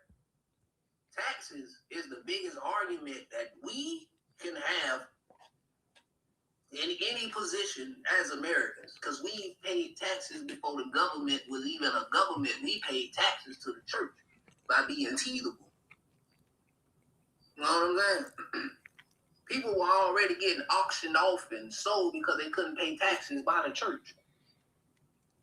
Yeah, I got that. The tithes, yeah. If you didn't pay your tithes, they throw you on the auction blocks. Let me see if I got it. You got Scott's Great Anaconda. Scott's Great Anaconda. Nah, I never heard of it. It's an illustration. It's a cartoon illustration, right? Civil War jet, and they wrap a serpent around Indian territory or the Bible Belt, right? It's quite real because they were talking about destroying the people in the land, like putting them wrapping them up in the serpent and leaving them stuck there forever. Like they'll never escape. And there's all kind of little reckless stuff that was going on during the Civil War time. And what I learned was it was not lack of labor that started the Civil War. If you go back and you read that Dred Scott case, he had business. You know, the man got business, he has to pay tax. Taxes is what caused the Civil fucking War. Because guess what?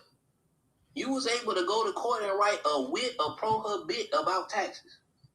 How many people were trying to get into what's a writ of pro? A writ of pro, like prohibited, like you're like you're running a prohibition against taxes. Yep. Okay. A prohibit. You know, like what the other jank called? It's a writ of something. Habeas corpus or some shit. I was gonna say that, but I still don't know what a habeas corpus means. But I was gonna say that. I looked it up when I read it, but I can't remember. Yeah. And all I'm saying is, when I go through the colonial codes, bro, because I hit them all up in each state that I go get their reinterpretation. All of them line up the same. If you was colored under color of law, you had certain rights, but you didn't have rights in the court. 90% of the Indians that was living in the United States, specifically up the East Coast and down in the South, were all whites until 1870, or free people of color. There wasn't no free Negroes like that unless you were poor and you had other properties like horses and tools, and you worked and you could be paid. So our folks' taxation was their property because they didn't have money at the time. When you read the colonial codes, makes sense. Yeah, people would pay each other in tobacco and stuff at the time. So yeah, I guess how you gonna tax? You gonna tax? They want taxes from whatever. Yeah. Mm-hmm. Labor tax. So that was the way they paid off their debts, was in labor. So 7 to 30 years really was an overhaul in paying people debts off.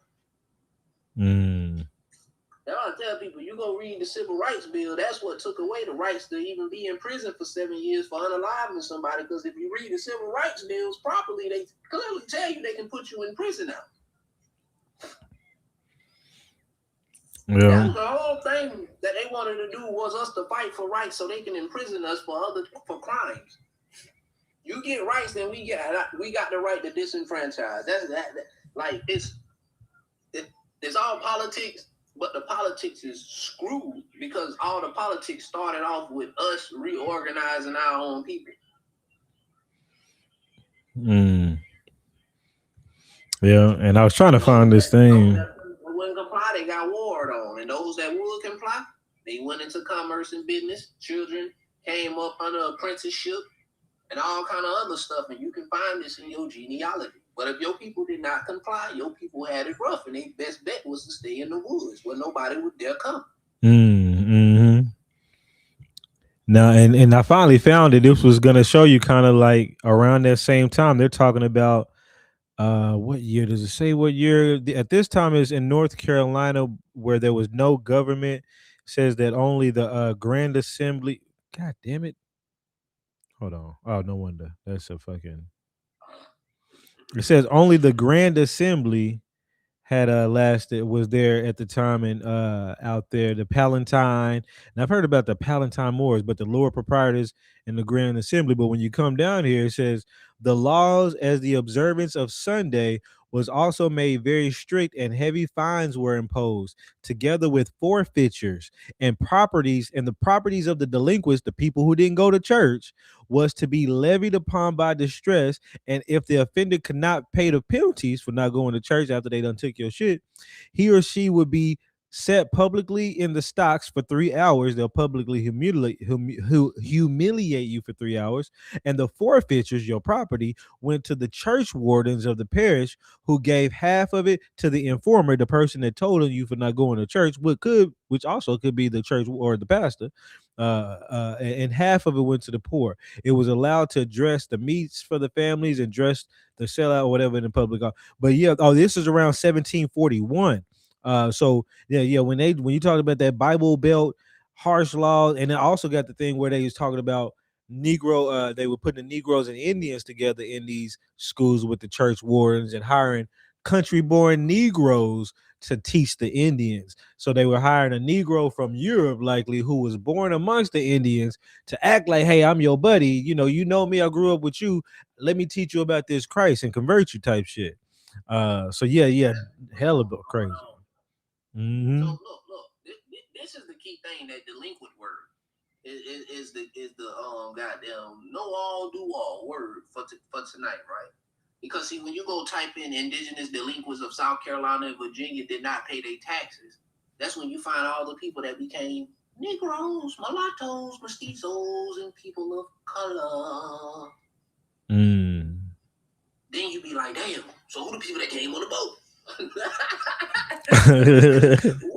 The numbers get to looking real strange when you start counting motherfuckers in land, and you like, okay, so which one of you came on a boat? Nothing but the people that ain't from here. Because you don't start counting the Negroes that are born in America until the 1800s. You're not counting them in the 1700s. These people are going on the categories of white, and all of these people are on people's wheels. And that's where they really fuck things up. up. Their children away until the late 1700s, early 1800s. And they were only doing that because these children were going to live amongst other Negroes or dark-skinned people. So when did the YT people come into it? Because you have to start thinking about it. If they were already Negroes who never naturalized and were citizens paying taxes, then who were the whites that became citizens and paid taxes? That were free from indentured servitude. If coloreds and Negroes and mestizos and mulattoes all could qualify as whites in taxation. Oh, shit. Yeah. That means white and black ain't the same conversation now. And that means your race is your religion. So what the fuck is white and black if race is the religion? Because we know now your race is your religion. We can't doubt this part right here, right? Because it's all about the conversion of the people. And who's racing right now? Muslims, Christians, Catholics, and all these other people, Protestants, Quakers, you name it. They doing that, right? They're all racing to the Americas to convert the Indians and Negroes.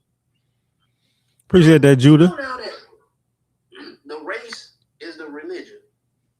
So what's the white and the black?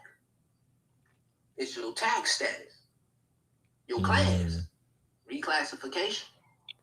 All those people that was white before 1870 became black by 1870. That's called reclass. So white and black is a class. It's not a race. Yeah, and classes. Your race is your religion. It's a class. First, second. So what's a mulatto and a mestizo? I can damn sure sue you for calling me one.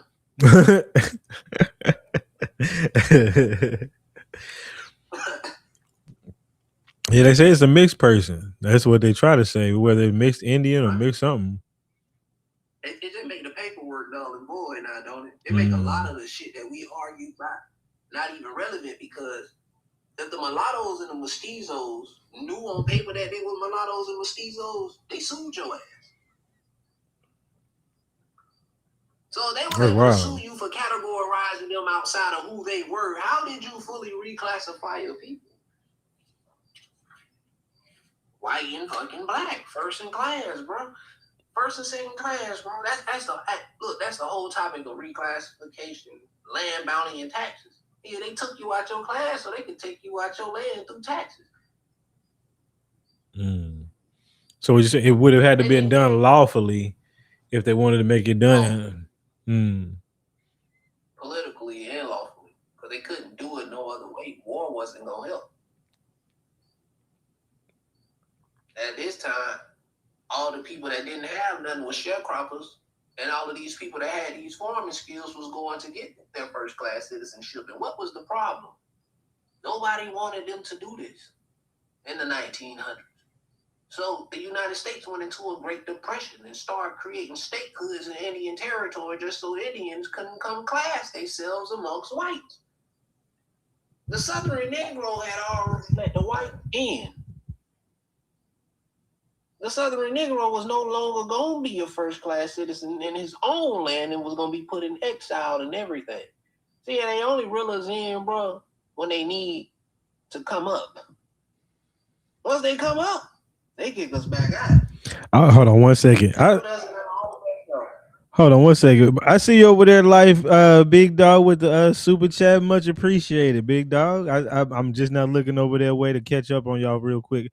Y'all, we over here cooking up, so sometimes I may not get to y'all. So we on the cook up. I see you asked what the subject is about. Right now, we're kind of deep into the reclassification of the Indians, but it started off with land bounty warrants, which were given from Indians, to Indians, I should say.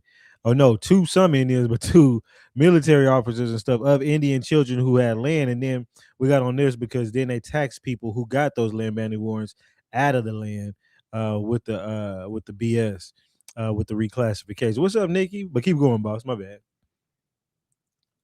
So, matter of fact, back to the land bounty warrants and the children, because in taxation, everything should have went under guardianship, right? With these land bounty warrants. So you got the adoption papers, and we can see that a lot of the Confederates that were adopted during the time of the Confederate War ended up adopting little Indian children.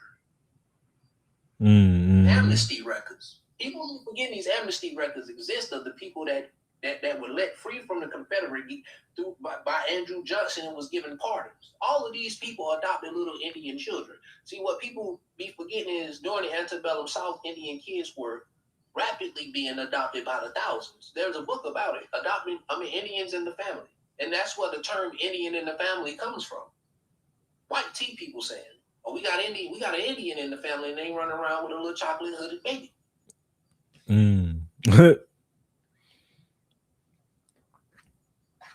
So this is what the idea that black folks come from, white folks come from too.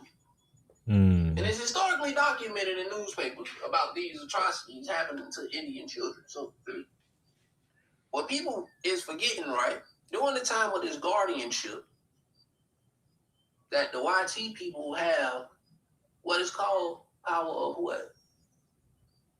Attorney.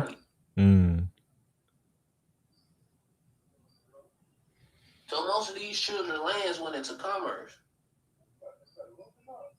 Well, with the power of attorney, they start to build. Industrial America becomes real.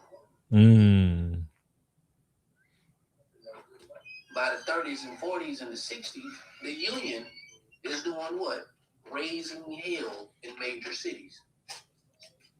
Who does most of the voting that counts right now in the Americas? The Union. Didn't the Union exist during Abraham Lincoln? Well, So people gotta start putting together. Georgia got a union company, and Georgia got a regular company. What the fuck did Georgia need a union company for? Bounty land warrants. Not bounty land warrants, bro. It was Georgia Union that received the bounty land warrants to give to people. Man. So it's crazy, and our companies were already in existence in the Americas doing industrial shit. Yeah, and you know that was that one white dude with American. He called himself America Decoded or something now, but it used to be Handsome History. He was going deep off into these, like that was his main expertise, was going into all of those company records, from each of those little, the ones that came over here, the ones that established here, whatever. And that's one thing that I haven't done. I don't even know where to find those records. I mean, I'm pretty sure I could probably find some in the Library of Congress and other places, but they hadn't hit my radar, you know what I'm saying, like that yet. It's all about who they pay their taxes to, because it ain't a company that was in America that didn't pay taxes, or they paid taxes to somebody, or they got destroyed. That was the rule. They didn't care what color you were, who you were, and where you came from. When you violated, your shit was taken. Well, so a lot of those records are gonna be based on who got took and who didn't. If you get what I'm saying. And you notice, bro, what are these the records that y'all are hiding? The records where people went to court and got their land and property taken? Because you showing the ones where people were fighting for their status. They got them records everywhere. But why didn't you say whether these people property was taken or not? Because that's what you was trying to do, was take their property and make them pay taxes. Because see, the second end of it is, if Indians was under guardianship, then what the fuck was the Freedmen's Bureau and banking? Abandoned lands, refugees, Yeah. Yeah. That means some people run around this motherfucker independent and didn't need no guardianship. Yeah. Well, that's You got what. two stores going on at one time, bro. That's what makes this history so. It's not. It's complicated. It's just so many. It's really much. So many different pieces in the puzzle. There's so many areas and so many things that happen. I mean, it's a big country. I mean, it's a big continent. And there's a lot of people here, and there's a lot of shit going on, and different. And it's just like really piecing that shit together. It's exciting. It's fun. You know what I'm saying? But it's just like, damn. That's why I try to go so deep on these topics or different topics, because it's like I feel like there's always something that I'm missing. You know what I'm saying? And somebody gonna slap me with it and be like, you nigga, why you do that? I just had I don't know if it's an epiphany or what it is, but what if the children that was under guardianship at that time, what if those people who ended up with those Freedmen Bureau bank accounts are the descendants of those children? That'd mean, oh my God. Yeah, You gotta do some research. I really do a I little. gotta steal some. I'm sorry, bro. I gotta jack you. I gotta, cause it makes sense of the colonial laws that reached all the way to 1865, making sure that all Indians, Negroes, mulattoes, and mestizos were under guardianship. And I wonder if there was like if you do you think I feel like there might have been like guardianship or companies that were made to foster the guardianship to people. I don't know, like let's just say like on my document for one of my freedmen, his the person that they have down for his slave master or his owner, he actually says in his document that, hey, I don't own this man. My dad didn't really own him, but he could have been, he don't know, he could have been under, he said under, he didn't say own, but he could have been under Mitchell and Phillips, the firm Mitchell and Phillips. So I'm like, so if this dude, if my great grandfather was 9 years old, I know the way that it sounds like some lawyer thing. And I've seen things like that where it's like Lawrence and Austin, and they were like accountants or something. I don't know, but they would also be like in South Carolina bringing in slaves from so-called Africa at the time. It has a similar naming structure, but this is in Oklahoma. And Mitchell and Phillips, I don't know, and I couldn't find much on Mitchell and Phillips, and I'm gonna have to do, dive even first, try to see if I can find something. But it makes you wonder, like, yeah. Attorney company and insurance company. You can't find much on the two from the past. Slave plantations are starting to sound like foster homes to me. And a company there to assist in the facilitation of giving those people out instead of just the government. I feel like Mitchell and Phillips was probably contracted through the government to facilitate foster children to people like a DHS or some shit. Hey, so for 3 years straight, North America was dark, no sunlight, barely. 1814 to 1817. They had a year no summer, 1816. We got to figure out what happened in that time, because the Seminole Wars happened 1817 and beyond, but the Rastic Wars was for 2 years until this blackout happened, and it's like 1815 through 16 and 217. There's nothing. There's a gap there. I want to find all the history right there and how Indians would end up in guardianship amongst these massive numbers of people. Now, where would they come from? And what kind of help would people in America need when they ain't got no sons for 2-3 years? You got to remember, the little ice age was going on at this time also, which lasted from the 1300s all the way into the 1800s. So North America was cold in a motherfucker. Which is wild. Yeah, I forget that there was even I need to look in the newspapers around them times too. But that little ice age, I've barely heard about it, but people have been saying more stuff about it here even more recently, to where it's like, okay, I'm gonna have to look more into this at some point, because it's crossing. 1816, 1817, damn near. Then the Seminole Wars popped out this same year. Who the fuck is on the plantation on frozen land? make sense. See, I be understanding all the rhetoric, but when we get that, is that about the time they create the Cabbage Patch Kids? I don't know when those come into play. I would have thought that was late 1800s when they shipped everybody here, but I don't know when. I haven't looked into that. I keep hearing about it, but I haven't looked into the years on that. I see somebody in the comments say something about it, but we talking 1817 Oh, yeah. to 17. Now, see, that's 1881. That's when this War of 1812 supposedly happens, and that's when I found all these documents of these Love people with the last name Love being unalive during that war. And I was like, it shouldn't even be that many Loves here if they came from Europe.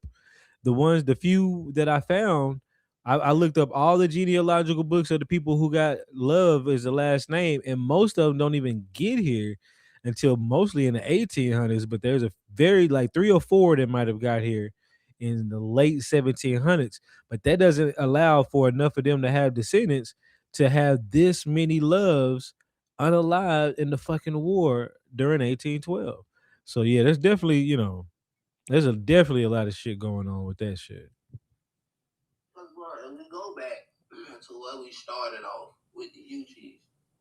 We can go back to the Treaty of Fort Moore from the Yamasee War that enslaved all the tribes from the Central Savannah River area all the way back around to the Gullah Geechee corridor of South Carolina. Mm. The thing was, Georgia didn't exist at the time. Mm-hmm. You know what I'm saying? So everything going back south is irrelevant in this fight, unless you got some Spanish records to prove otherwise. That's true. So that's true. Spanish don't give up none of this territory, bro, until the 1800s.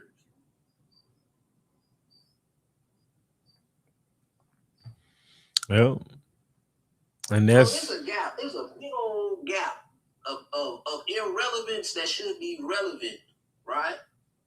Because the Civil War, just like they said, is fabricated. We know all that shit about taxes. There was no real fight because they ain't got no photos on no fight. They had photos of everything else except for that. We don't even want to hear it because the camera existed at that time. You got photos of giant TPs but no photos of people fighting. It just don't make sense. Yeah. And no photos of heroes coming back from war. Just like anything, really. I mean, I hadn't looked a lot into it, but yeah, there really ain't a lot from what I've heard. I looked at some documents that this document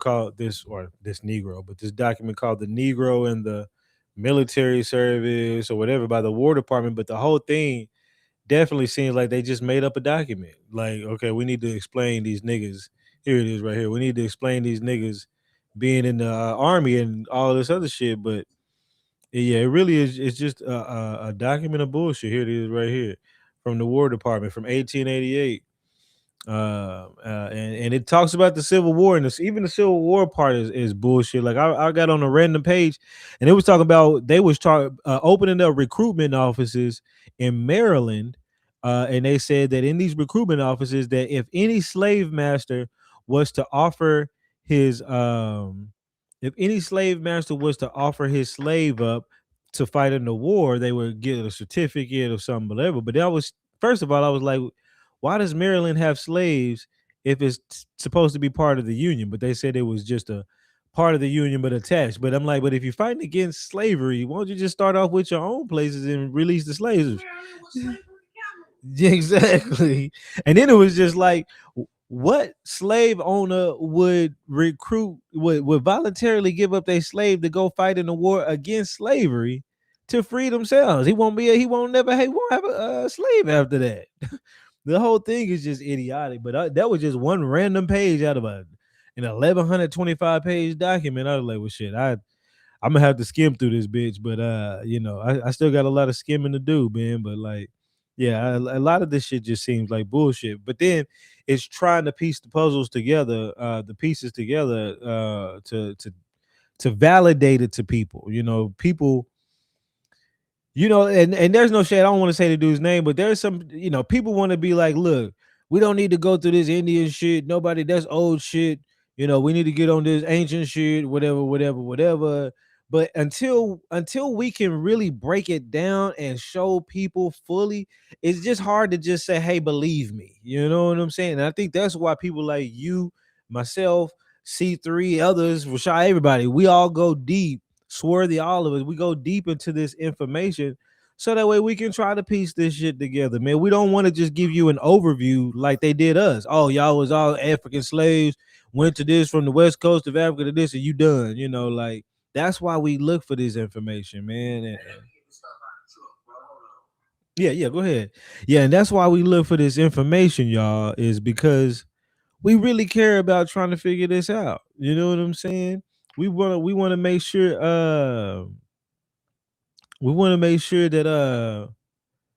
that people that we're not just giving an overview story, and we're trying to catch these people in their lives, so it won't always be just the information right available. But we try to do what we can. What's up, Fanny Lou Spears? Is that Felonious?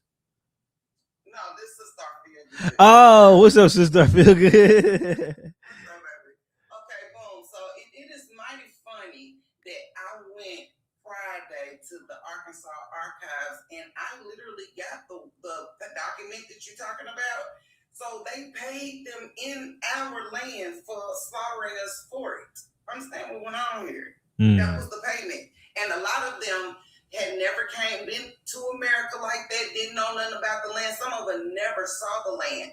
But the families that were, quote unquote, the settlers that were already there, that's who bought up all of them certificates. So that's how you have these powerful families, like, for example, the Clintons in Arkansas. You understand what I'm saying? And I did the genealogical chart of the banking system because it is fraudulent. Make no mistake about it. At the beginning, of course, it's the Rothschild and all the names we know. But at the end, where we at today, is Bill and Hillary Clinton. I almost lost my lunch, bro. Because, see, I'm sitting in Arkansas. I'm looking at what they did to take my people's land and the stuff that they did, they folks did to them. I'm looking at it. So I'm telling you right now, Hillary, right down, me and you, we're going to have a date in court, ma'am, because what you thought you was going to do is destiny swap with me. And I promise you I'm going to win in the end. And Bill, I ain't worried about you because your own son going to take you down through there. The black one is here? Yeah, that he don't claim. They look just like him. That one. See, what they didn't tell you is Billy Boy loved him some caramel and chocolate. Okay? Now, he got with Hillary. That was a family play. That was two powerful families coming together to become more powerful. They had nothing to do with love at all. Nothing. And I don't even think he really liked her. Y'all had to see, because, we seen him when they was governors and stuff and literally walking around here, you know what I'm saying, before he became the president. He not that interested in her. For real. So, anyway. I remember, I heard how bad he was in Arkansas when he was like whatever he was before he became president. They talked about how he was fucking on all kind of women out there. He was getting caught up in all kind of little sex, scandals. The one that narrow one, I can tell you that. Not one of them. And they did make a movie about their rug cartel that they ran out of Mena, Arkansas. I think it's called Cowboy something or another. They had the nerve to make a movie about it. I'm sitting up there reading the actual documents. They go to the movie for real. One other thing I wanted to say, they what else did I find? Oh, I want everybody to know. Go look for your family's guardianship paperwork, because what they did was they assigned themselves as the executors of our folks' estates because they either said they were unalive or incompetent to handle that much wealth. So the financiers made themselves the executors of said estate and their heirs, right? So the people that are in play today are the heirs of the first original thieves, right? And that's so, and I'm seeing in court cases, when people trying to, want restitution, X, Y, Z, and the third, they never have a person. It's always the man. You know what I'm saying? They be like, oh, we don't know who that is. I know exactly the Noble Gravier family. Y'all two came together. They literally got these people poised to, in history, say that they discovered the land that my family is buried on, and I own right now. So they got a cemetery and everything. It's just nowhere near mine. And the Arkansas Archaeological Society, I'm going to be a child, though. Because, see, y'all is lying. And this is the mound built of bones on my land in 1979. That date back to 950 AD. Y'all gonna have to come clean around here. And I know where the bones are that y'all keep learning about. He passed away. He was bigger on my land. It's in the book. It's documented. They dug him up 2 years later. They is the United States government and the Catholic Church. And they moved his body to the Catholic cemetery in Pine Bluff. Okay? So they can cut that out too. And he went to Oklahoma. He came back. And not only did he come back, he came back and got 80 acres, and they left him and his people alone until his last days too. Now, how is it that that this one person gonna come, you gonna get him 80 acres, and then I'm steady reading, talking about he seeded 3.5 million. So you want me to believe somebody gave you 3.5 million and only kept 80 for themselves? 80. They said that he was a half-breed. His mama was Quapaw, his daddy was French. Well, let me go ahead and help y'all out with that a lot, because y'all gonna see a lot of that. Once you go to the Catholic diocese like I did and get your people documented, it will let you know that they were assigned godmothers and godfathers. Keep in mind, they was trying to convert them. Remember? So these are not these people biological parents at all whatsoever. Because the man went from having only one child, which was Saracen, which I thought was strange. You done had all these wives and stuff, but you only had one special kid with just one Quapaw woman out of all the women you done been with. That's what we doing. Then I seen in the book where he had 100 and some kids. I'm like, what? That's when I kept reading. And then that's what let me know that these people were playing a guardianship role then as your mother and your father. So yeah. And they've never had a good what do you call a birth rate? They ain't never had a good birth rate. That's exactly how you know not only the whole incubator story might be all the way true, but also just that they writing themselves in people's families. Ain't no white tea folks out here having 10, 15, 20 kids. I ain't never seen it. The only person the only people you seen do that was the Duggars, and that's because they was in there touching on each other. And the only people I really seen it was one of them women that had like sex tuplets or something all at once, but that's because she done been up in the office trying to be fertilized or whatever, and this shit or something, one of them things. That's the only time I've ever seen a white tea person had that many kids. I ain't never seen a big white family ever. Brady, they have to do the Brady Bunch shit. Arkansas too. So yeah. It's a whole lot of stuff going on in Arkansas and not Africa. I'm just saying. The oldest bayou in North America starts in Pine Bluff, Arkansas, and it ends in the Gulf of America. Bartholomew, that was Christopher's little brother. That was who really set up the Fugazi, because he was he had gotten in debt with the Lords of London.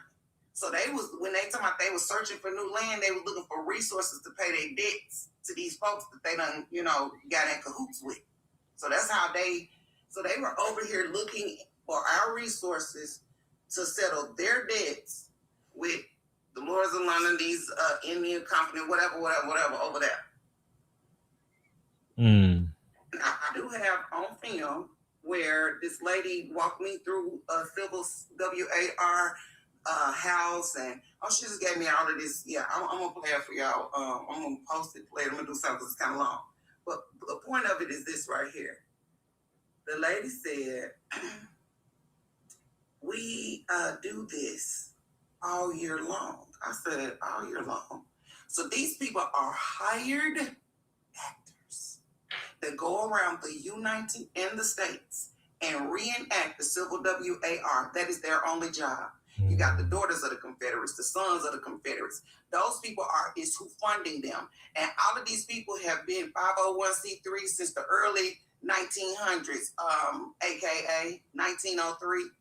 And then I looked at their stuff. They got they have a rainy day fund or something that they don't even have to tell you how much is in it legally. Now, didn't we not see them help Camel Toe Joe with what, $20 million right quick, like in a day? The fastest campaign contribution thing in history. All of them go together. That's all I'm trying to get y'all to see. All of it do. And she had these dolls. The dolls didn't have no face. One of them was, looked like us. The other one was, pink or whatever. And I asked her, I said, what's the name of these dolls? And she said, well, this doll is called the Mammy doll. And then the other little pink doll had another name. And I'm looking at her saying, they both dolls. Yes, but this is the Mammy doll. So I'm looking at her like, yeah, I'm telling you, it's a wonder I didn't go to jail that day because I wanted to fight that lady so bad. It's a couple times I started. I could visualize myself grabbing her by the back of her neck and slinging her around a couple times. She old. And when we got to the irons that you iron your clothes with, she said, and it was a basket of them. She said, I bet you don't know what those are. I said, I bet you I do. I said, that's an iron that you iron your clothes with. And I said, I got one. Y'all, she stopped in her tracks like, who the fuck is this? She know more, you know what I'm saying? And I took a tour of the said house, and yeah, I'm sure y'all, it is, it's a mind freak. I'm not gonna lie to you. But these people the white folks bought the land, and she said, well, we rebuilt this like it was back then using the slave houses that were here. So the actual material, the wood, whatever, came from a home of one of our folks. It's called the Battle of Reed's Bridge, REED. That was the last stronghold before they literally took over Arkansas in 1836. Yeah, and I haven't done a lot of deep diving into Arkansas history, and that's one of those things too. Like he was just talking about Georgia, and it's like, man, that's why I don't claim to know a lot. I know I'll be out here dropping gems, but I don't know. It takes all of us. Everybody's got their areas of expertise. Everybody's been searching in different areas, and it's a big ass fucking landmass that a lot of shit went down on. And just like when you say that about Arkansas, I was just like, man, I got to think in my head, like I really don't know a lot about Arkansas. I do have some people who came, at least a couple. Some of my people did come from the Arkansas area, actually. Hold on, pause. Damn near everybody got somebody linked to Arkansas, and now I know why. Because we were called the last refuge, because we were attacked from all four sides, and they encroached on us until we got into the middle. Because if you look, Arkansas, Oklahoma, that's literally the heart area of America. Now, Oklahoma and Arkansas was one place. They tried to put us all in that area right there, those two. But as soon as they found all of their oil in the panhandle, all of a sudden it became Oklahoma and Arkansas. All of a sudden, overnight. And then on where they did the little fake line or whatever, that is the exact same area. I want to say King somebody. They found Pharaoh's bones there. And yeah, you know what's wild? I did find an old map. I'm gonna see if I can find it, but it did say Oklahoma was populated by the Quapaw and the Osages or some shit like that. No, here it is, right here. Yeah, right there. Yeah, see, it's seeded by the Quapaws in 1818 and given to the Choctaws and Chickasaws. And so I was just like, that's wild. I didn't know. I knew that there were other tribes over there before our people got up over there. But I in history, it never really, until I found this, I didn't know who the fuck it was. Well, you talking to the descendant thereof. Like I said, Saracen, the last documented Quapaw chief, was buried on my land. That's how I know for sure. That's who I am. Shut up with that. That's wild, yeah. And that's wild because the Quapaws now only have a little small patch of land in the corner of Oklahoma, and you know, as far as what they got now, but they had that whole thing. But now that you say they were in Arkansas, I want to say I do remember seeing them on the map in Arkansas. Now that makes sense why Arkansas and Oklahoma being one, because it was under the Quapaws. And that's wild. Okay. Okay. And right where the Quapaws cut off, and the Osage pick up, and they go all up into Missouri and all of that. And then below that, you got the Cadowians. I'm related to them too. And that's where you start. And people make no mistake, oil is in Arkansas. I don't know why they keep making you think it's just in Texas and Louisiana. It's oil in Arkansas, been oil in Arkansas, and they've been pumping it since the early 1800s. Especially like El Dorado and like close to Louisiana. The closer you get to Louisiana, the more oil you start to find. But we are the quartz capital of the world. And all of their weaponry, you got to have quartz or you don't have a weapon. Everything that's got a pulse, you got to have some quartz in you, including you and me. I mean, computers are made. Computer chips, I believe, are made with quartz. Is it computer chips or is it? I know memory cards, your SD cards, or a quartz crystal inside of it with a fucking a little board attached to it. That shit trips me out when I open one of them bitches. It just saw a crystal in there. They damn sure there. Yeah. And then Arkansas have diamonds. There's a crater that's like 2,000 miles wide or something like that. And you can go and dig for diamonds and whatever you find, you keep. Real deal Holyfield. But with that being said, Tiffany's, De Beers, and all y'all that came and stole my people's stuff, because before 1906, that belonged to the Osage. So I'm going to need you to run that bike. All of y'all. Every diamond episode in America came from there. Hey, bro. Get at me, man. We going to build on this, though. Hey, TP. Yeah, hey, mama, what's going on with you? How you doing? I've been here the whole time. I just had to move stuff out the truck. But yeah, I heard you say you were doing something. That's why I started talking then. But y'all, I also have a book because banking, everything is going to run you back to banking too. Once you start really digging, everything. And they said that they started Arkansas with 47,000 settlers. That was supposed to be in Arkansas. Also, if you don't have a bank charter, you don't have a state. So again, all right, TB. Banking is tied to the state and to all, because that's how they got quote unquote authority and statehood. And I want you to go look up corporate personhood, because these shell companies got more human rights than you and me, and that's why they rather give the water to these data centers instead of people. Okay. All right. No, that's real. Oh yeah, love you too, sister. I appreciate you coming up here with the game, and yeah, I'm a chop it up with you sometimes here on some of these live streams, even more about the Quapaws. At some point, I'm gonna start digging in history on them, and but you'll be my one of my main go-tos for sure when I do. Okay, anything about Arkansas? When I say I'm a true Arkansan, baby, it don't get no better than this. And Kansas and Arkansas is the same place too, by the way. Just want to put it out there. Arkansas, yep. And now I want you to look up bloody Kansas. All right. See you later. Man, much appreciation to TB and Sister Soul for coming up here, man.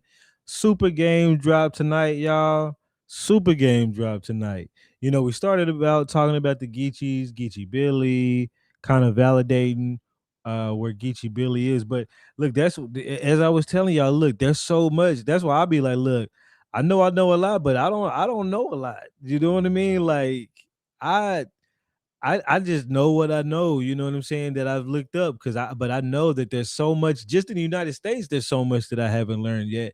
And that still don't even top all the world knowledge that I don't know.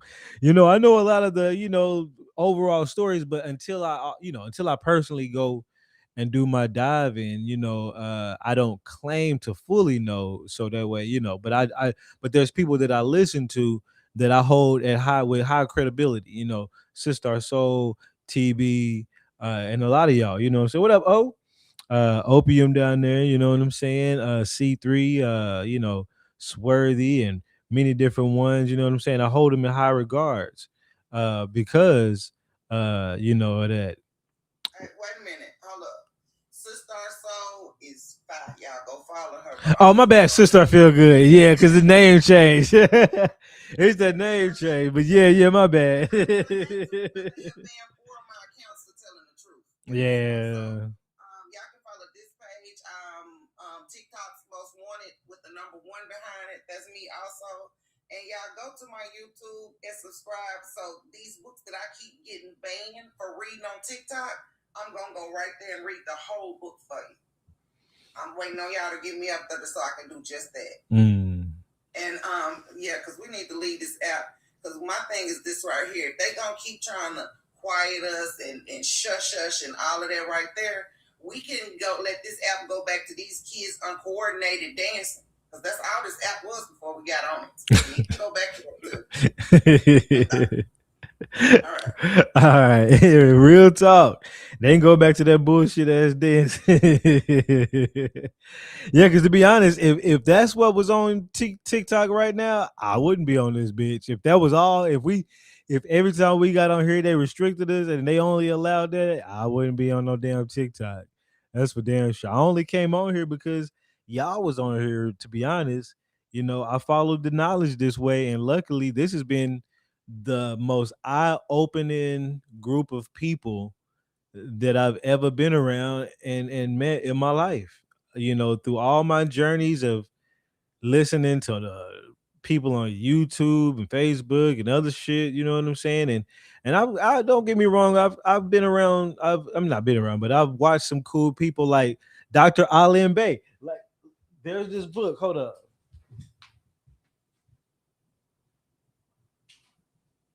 Now out of all the people that I fucked with, and Alim Bey, who was was a Moor, he wore the little red fez and shit, but he never really was just all on that modern day Moor shit in a sense.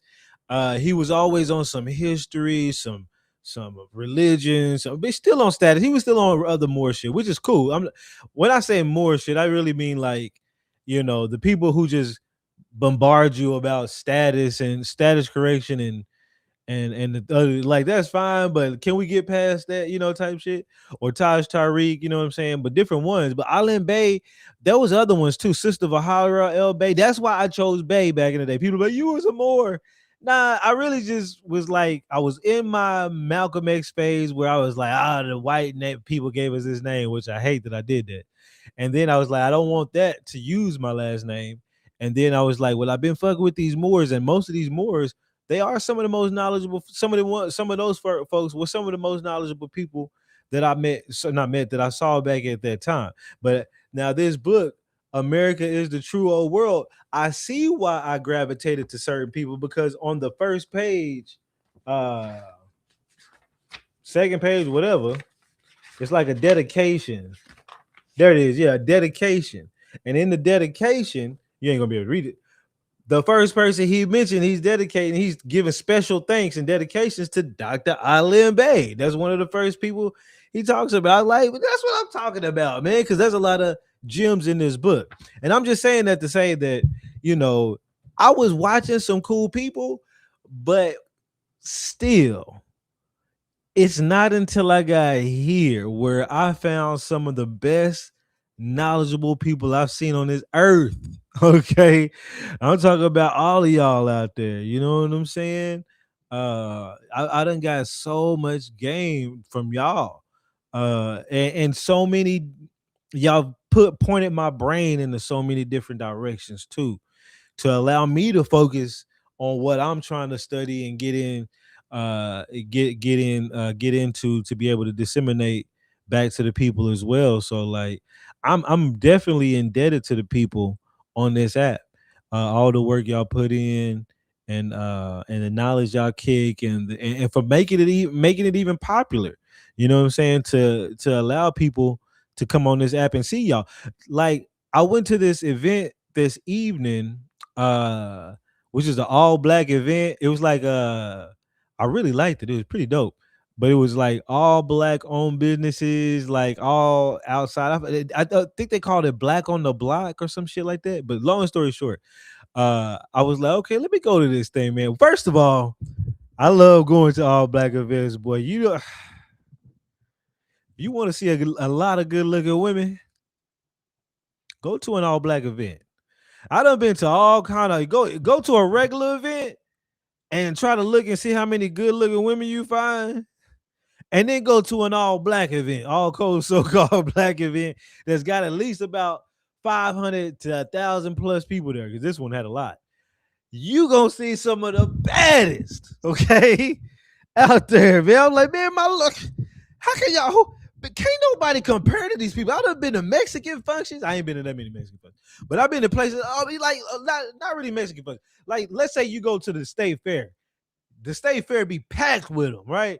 I done been around tons of them. You know what I'm saying? I ain't never really just been like, look at all these baddies out here, man. I can't stop looking around. I got my shades on, like, God, so many, man. I gotta give it up to my people, man. We are the best looking people on the planet.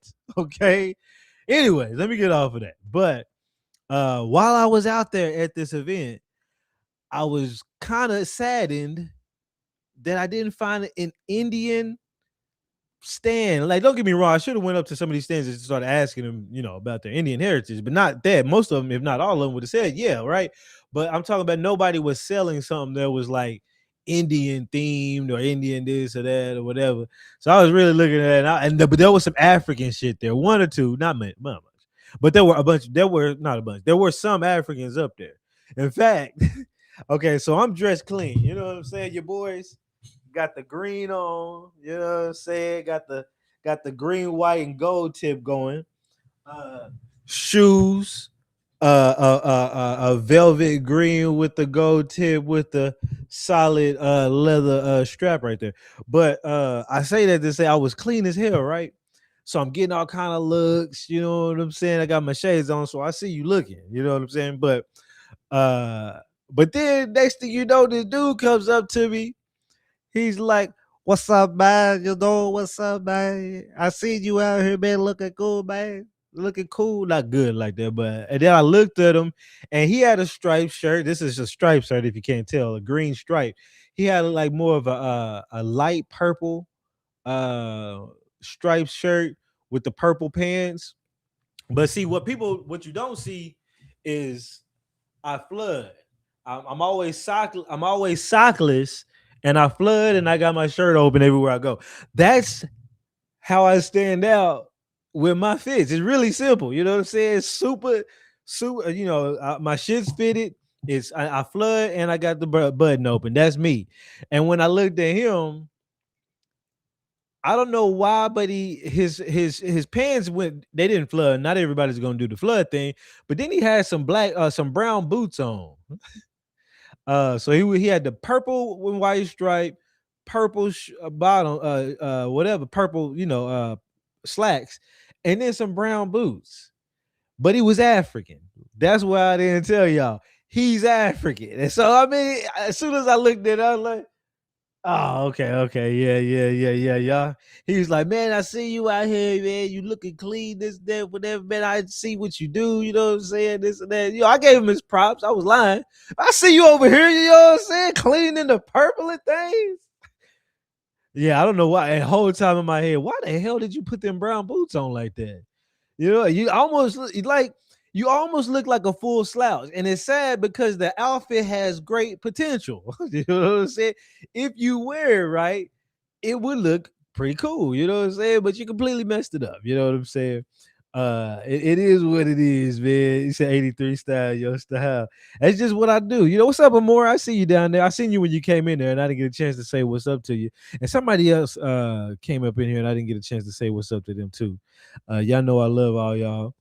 But yeah, I'm about to, I'm winding down, about to get off here. But yeah, I was up there, man, and I didn't see no Indian themed businesses, and I was just waiting to just throw my money at one of those.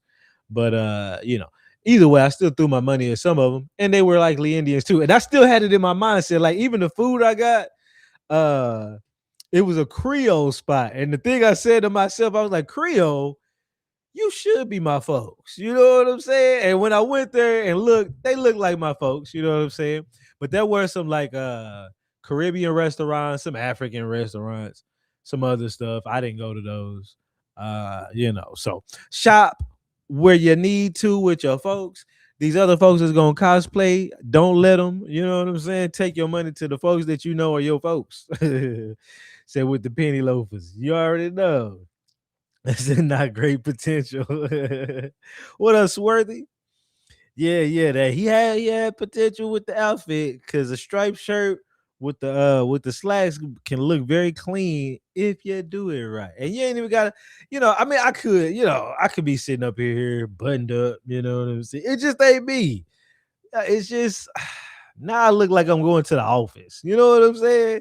Now I look like I'm going to the office. Y'all want me to come up here like this every day? I mean, don't get me wrong, it's not bad. But I just ain't feeling it. That's just not me. Maybe I need to go up one more, put the bow tie in. Yeah, maybe I do the bow ties. I can't even breathe. I look like a. Look at that, man. Is this how y'all want your boy? Said, nah, fam, uptight look, ain't it? You know what I'm saying? Y'all want your boy up here? I can't do it. I can't. I can't even breathe. I can't. I'm at the choke. But yeah. So that's just my style, more Miami style, more whatever Playboy businessman style, whatever the case may be. So I appreciate y'all, man, for coming up in here. I'm gonna get off here. I done been on here almost 3 hours. Till next time, I'll come in with some game. Appreciate y'all. Said throw chakra cut off. I don't know. That's why I'm not a bow tie person. And you know what? Back in the day, in my earlier 20s, it's crazy. I do got. Let me pull up a photo. Let me hold on. Let me do this. I'm gonna pull up a photo. So I know I got one, but don't get me wrong. I still think I was. I still think I was decently clean. You know what I'm saying? Back in the day, but your boy did button all the way up back then. But you know what? I've always done like a formal, informal thing. Back then, I would button up my shirts and wear a tie, but I would wear like jeans. So I'll wear a button-up shirt all the way buttoned up, but then I wear jeans or something like that to where it would kind of still be trying to find pictures of me real quick. It is here's one. Here's one. Just so y'all can see. But you can't see the jeans. But let's see if it's gonna come back up before I get off of here. Don't laugh at me now, nigga bald head. But this was your boy in his 20s.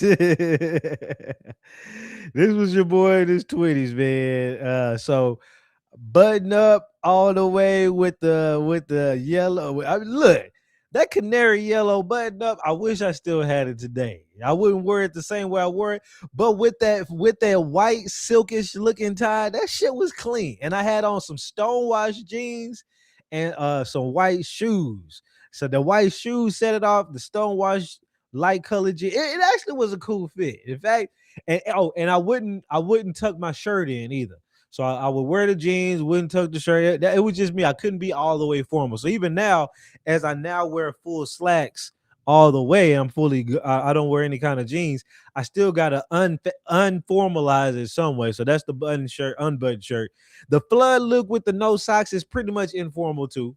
You know what I'm saying? Because when you're formal, you pretty much go all the way low with the socks, like as if you're going to like a wedding or something. I'm going to a wedding like this. I don't give a fuck. But I said, yeah, he was clean. Appreciate that, y'all. You know what I'm saying? I was a little something in my 20s with the bald head. That was when I was going to Dallas. That's my brother here on this side, my older brother, and that's just one of his folks or whatever. But yeah, man, let me get off here before I dox myself. I don't really care. You can find me. I don't give a damn. But I'm gonna get off here, y'all. I appreciate it.